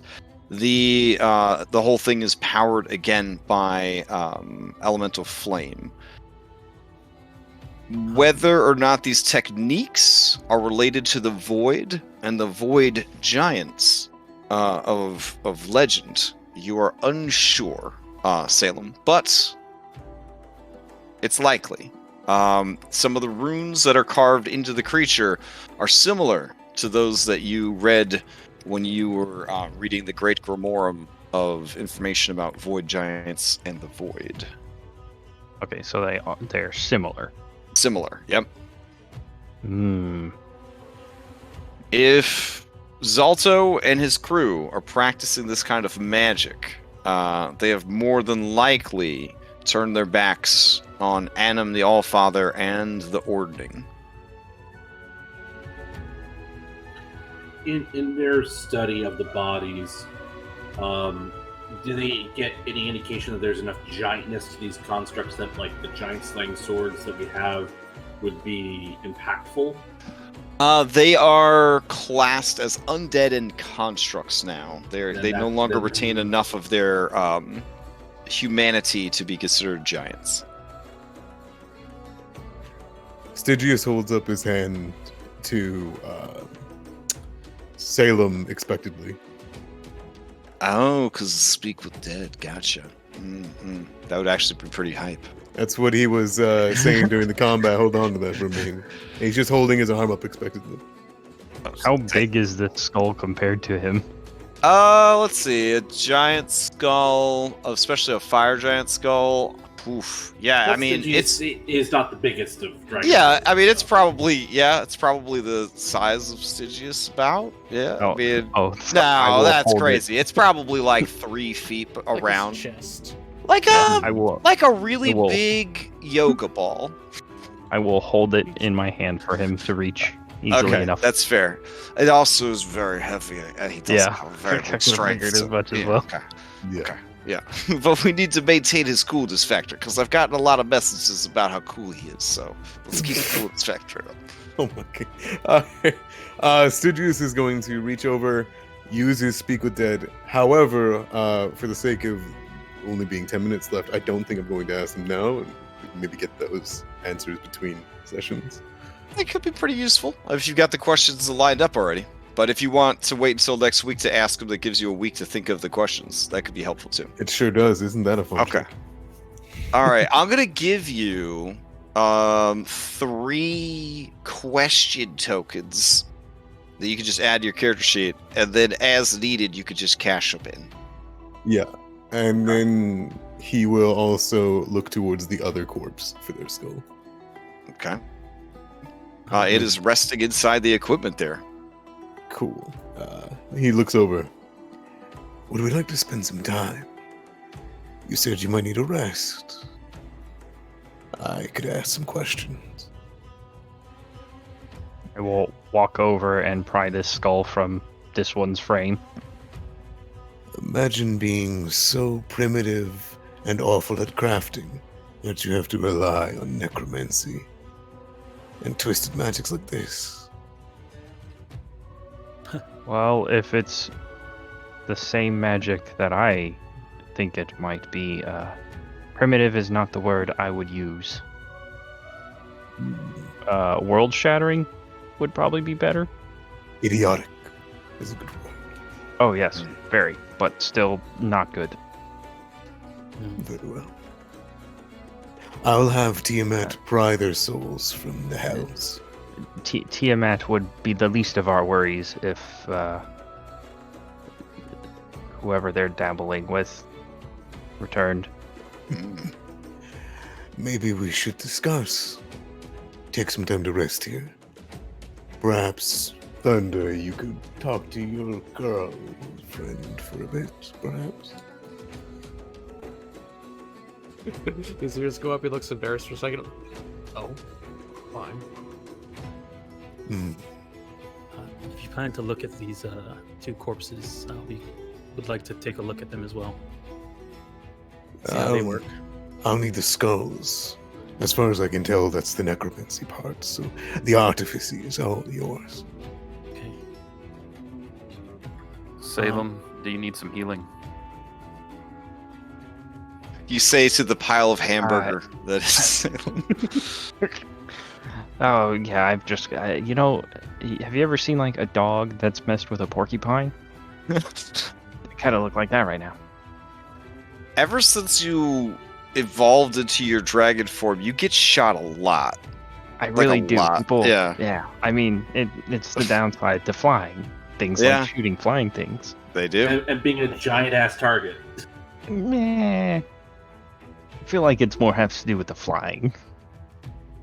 All right. It's okay. It's all one target.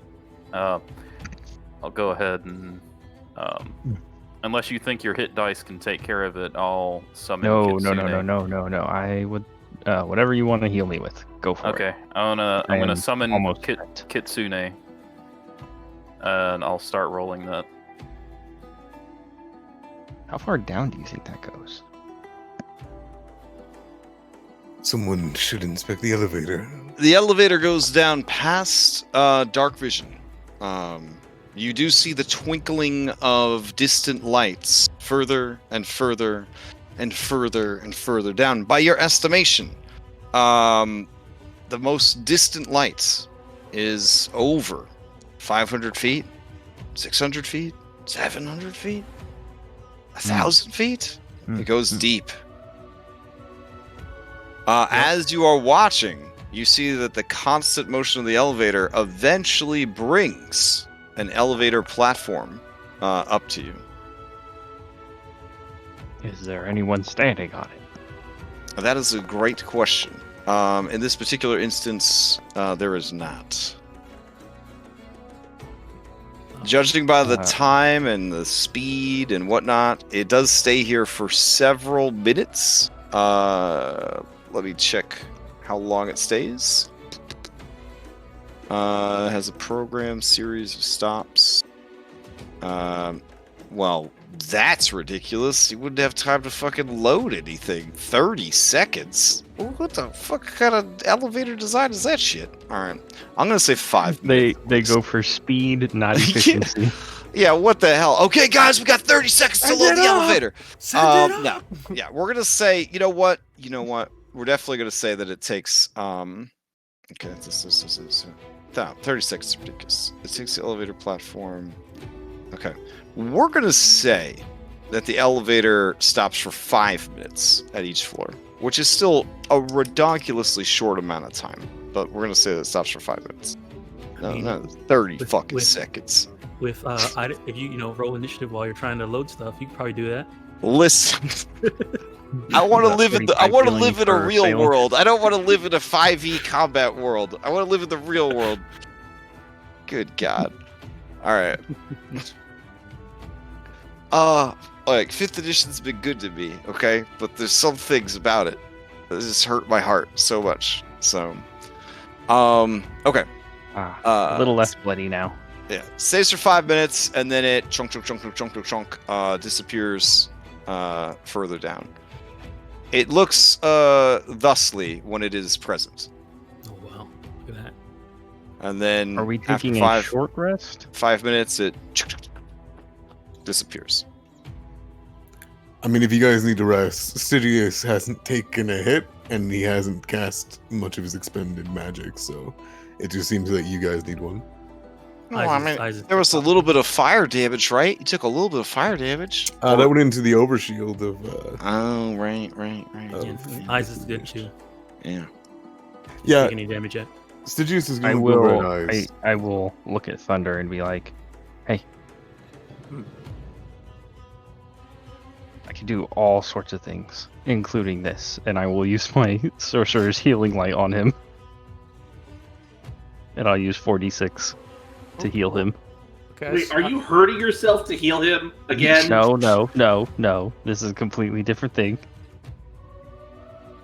Well, I just wanted to make sure when the elevator came up that we're not about to get into their fight. So, did we get a full hour passes, and you don't see the elevator again during that time. Oh, okay.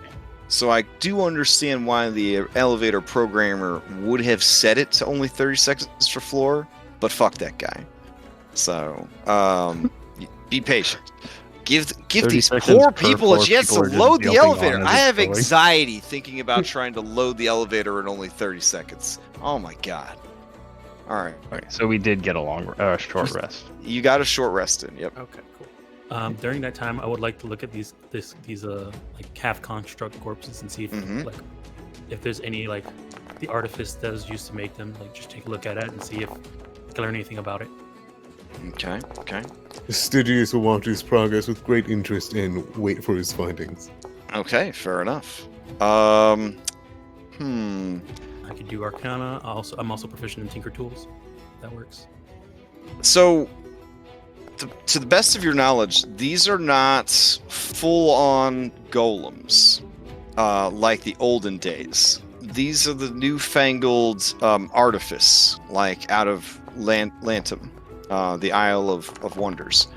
The fire giant culture has always prided itself on innovation and craft.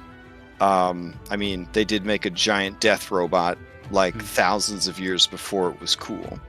You imagine that for a culture as technologically advanced as them, this was a simple process. But it is the inclusion of the biological material that is disturbing.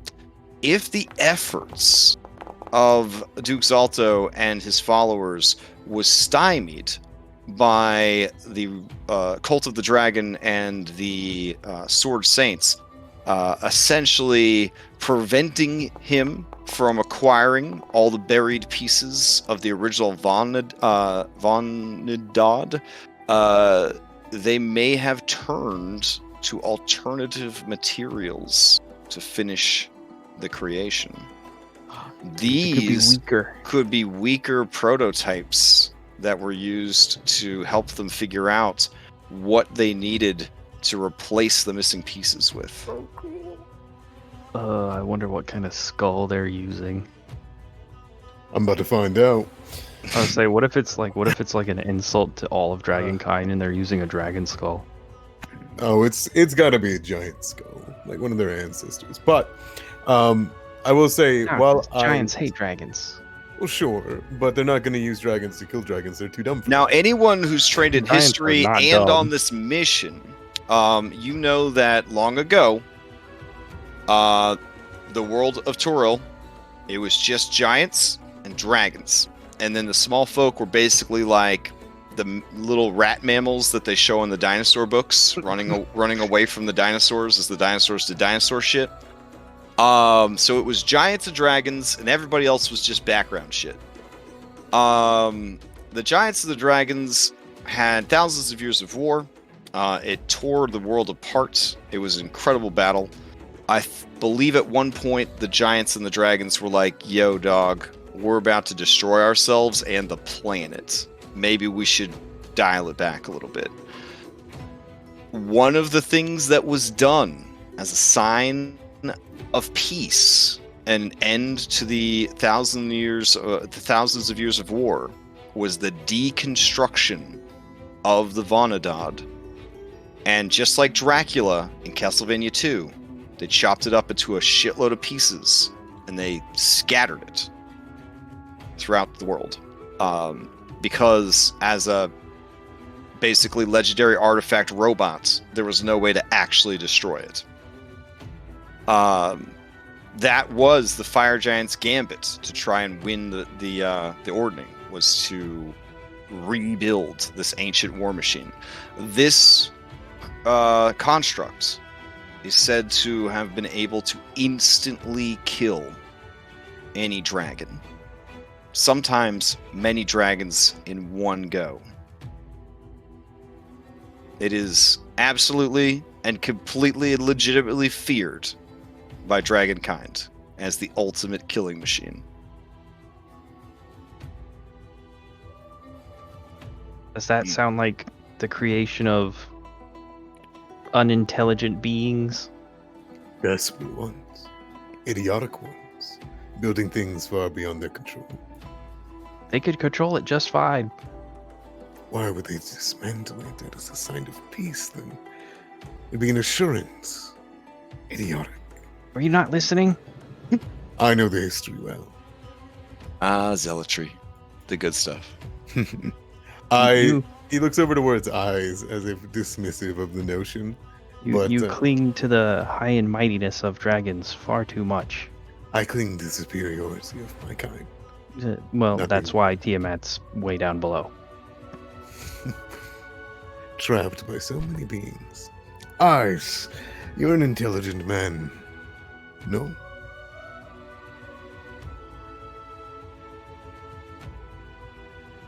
Perhaps. I guess eyes you just still with stares us? at you? I don't know. Yes, I'm Oh. still here. Okay. Are you an intelligent man? Smart enough yes. not to retort to you. Dang.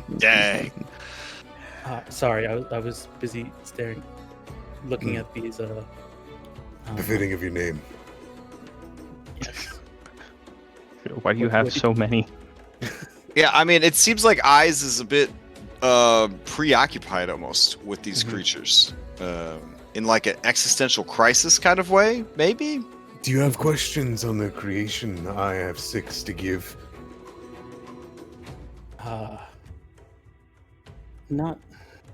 Not right now. When you do ask it, if someone comes up, would you allow me to ask one? Or I would. I'm making a list right now. And I wanted to know, you studied these things. What's deadlier, the axe arm or the blunt one? So blunt, that's a great question. Blunt one hits decent damage for a level 12 giant adventure. Little bit of fire tossed in there, and they can knock you prone. After they knock you prone, they bring the axe down. Axe, I mean, we'll be attacking at advantage and does decent damage and adds some slashing damage, or additional slashing damage if they're prone. They do have the ability to as you've seen, throw fireballs, and they are considered siege monsters, so they could be used to destroy things, doors, walls, things like that. And they have an AoE melee attack, a sweeping axe that can target any creature within 10 feet. And it is a dexterity save for half. No recharge needed. Mm-hmm. So axe arm definitely more dangerous because Yes. the axe arm enables the sweeping axe attack. Very well. And Stygius will sit down, and over the course of the short rest, his scales will physically change to stand more up and become more resemblant of chainmail than of regular scales. And he will become resistant to slashing damage instead of bludgeoning. Okay. Gyoza will hand out 5 good berries Aw, to yeah. the party. Are these the special Gyoza good berries? Of course they are. Everyone should Okay. go watch the special instructional video. Nice. I will add special Gyoza good berries to the inventory. These are regular ones that are currently in the items, but let's go ahead and pimp these things out. So duplicate, and these are Gyoza berries. Alright, there we go. Now listen, And nobody eat these gyoza berries just reflexively. You wait until you actually fucking need them. alright, let's see. Now, these Gyoza berries, they restore more than your typical amount, yeah? What is the amount of healing they provide? 4. Okay. Straight up 4? Straight up 4. Alright. So you can add 5 to your inventory. You just go to the items tab, you search for Gyoza berry, and then you drag 5 onto your character sheet. You'll actually have consumable item. Cool. Everybody gets 1. Oh, everybody gets 1. Okay. Yeah. All right. Everybody gets 1. I thought you were just blowing all your spell slots like good berries. No. When Sergeant Crag says, "Don't eat them," right away, Eyes will put a hand up and says, "Oh, don't worry, I don't need to eat." What do you mean you don't eat? Everybody fucking eats. You're not a robot. I'll go ahead and I'll go ahead and say that I use the death ward on myself as we start going down the elevator. Fair. Okay. So you use your Wait, boon. we're taking the elevator? Now the I assume- elevator takes 2 hours to go from the very top down to the bottom and back up to the very top. So after your hour-long short rest, it will still be another hour before the elevator returns. That is how deep this elevator shaft is. I mean, we could probably fly down there, in all honesty. Or I could have a conversation with you. Mm-hmm. All right. As you stand in the room with the elevator all the way at the bottom, and I guess slowly, based on the movement of the chain, making its way back up towards you, that would be our first session. As Ironslag waits below. Can we break the chain of the elevator? It's Dungeons and Dragons. You do whatever you want, I guess. Yeah. Do we think we should do that? That way they can't bring anything back up? And then just And fly we down. couldn't bring anything back up if need be. Those are the big brain decisions that you'll be Well, able no, to we discuss while Do you not plan see for next my week. big flappy wings. So your homework assignments will be to figure out the questions you want to ask the dead, I guess, and then I guess decide what you want to do about the elevator, and how you want to proceed, because the fire giants are down. They have, based on the lights that you see as you stare down the elevator shaft, there are many stops along the way, and each of those stops is potentially an entire floor of dungeon. Your goal is in the next 8 meta hours, or the next 2.5 in-game days in Faerun, to stop the completion of the Vonadad, sabotage the Adamantine Forge, rescue Tartha, and slay or bring to heel Duke Zalto. Simple enough. All of these work. And quick question: we know where the stairs go, right? It says that the stairs lead down, just like the elevator. Allegedly. Oh, it's just like a slow, less cool way to go down. Yes. Gotcha. I Where's mean, the if the closest elevator floor? takes Well, an I don't hour know. to get Is to the bottom, I feel physical like is physical fitness not cool to you? No, but Look mechanics at these are. muscles. When is the first floor that we can see, or do we not see it? Let's see. It is about okay, it's about 80 feet down to the first one. Yeah. So I might, instead of just waiting the hour for that to come up, I might just want to go down to the first floor or waiting. Using the stairs. So. But I'm gonna beseech all of you guys. I'm extending the offer that I gave to Eyes out. I have 6 questions. I'm gonna take 2. You guys can take the rest. So let me know what you guys want, and I'll ask these dead giants. All 11 remaining floors of this dungeon are ready to go. So next Friday we can hit the ground running, and you guys can power through the shit. Eyes will keep an eye out for traps. Now that you've gotten the easy stuff out of the way, you can move on to the challenging parts of the dungeon. All right.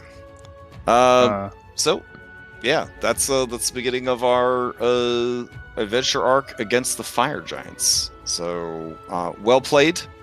I kind of anticipated a full-on murder hobo assault. I wasn't gonna do it. I wasn't gonna do it. There are stories of people in the normal campaign that climb all 5,000 steps and then get cousined in by the Yak Folk, and then they all get possessed, and that's the end of the campaign. There have been a lot, apparently, of full party wipes against the Yak Folk, which I don't know. If I run into NPCs, they have slaves. I'm pretty sure I don't trust those NPCs, but apparently there's a lot of really trusting players out there still. Maybe it's their first time playing D&D. I don't know. But, yeah. Sounds like they didn't have an ancient-sized white dragon. Oh, that's true. That's true. But I will say that tuning this up to be a more high-powered level 12 plus adventure was a lot of fun. So there's a lot of exciting shit down there for you guys to see. So... yeah. All right. If anybody has any questions for me about the adventure, just at me on the Discord. It's the best way to get a hold of me. Otherwise, we will continue this next week. Yeah, I just want to say, did it come off as I was so surprised to see the elevator in the giant statue? You did. You did a very good job. I have no idea. You are the only miniature on the board that could see through that wall, and now that you're in here, I can't. You can't see through it. Halfway through, actually, when you brought me halfway through the village, I stopped being able to see through. That is wild. I don't know. I knew that there was going to be some fucky stuff because, again, these are huge maps. These are like way bigger than you really should make in Foundry. We could never do this in Roll20. Like this map with the animated river and the clouds and all that, and like how big the map is, like, nah, it just wouldn't happen. Now that you mentioned it, I think that had happened to in one of the maps I was prepping for Rhyme. That happened to Helibor's token as well, and I had to remake the map. Yeah, it's like 600 by 500 feet is how big this map is. It's tremendous. Also, I made this map myself in Incarnate, so I was really proud of this map. So nice. Yeah, it looks really great. I appreciate the, what was it? You repurposed something that I saw. Oh, the water wheel is actually like the wheels of a ship, which I found out after I made my own, that they just had a water wheel stamp, and I didn't find it when I was looking for it. But I was like, I'll just use mine anyways. So improvise, adapt, overcome.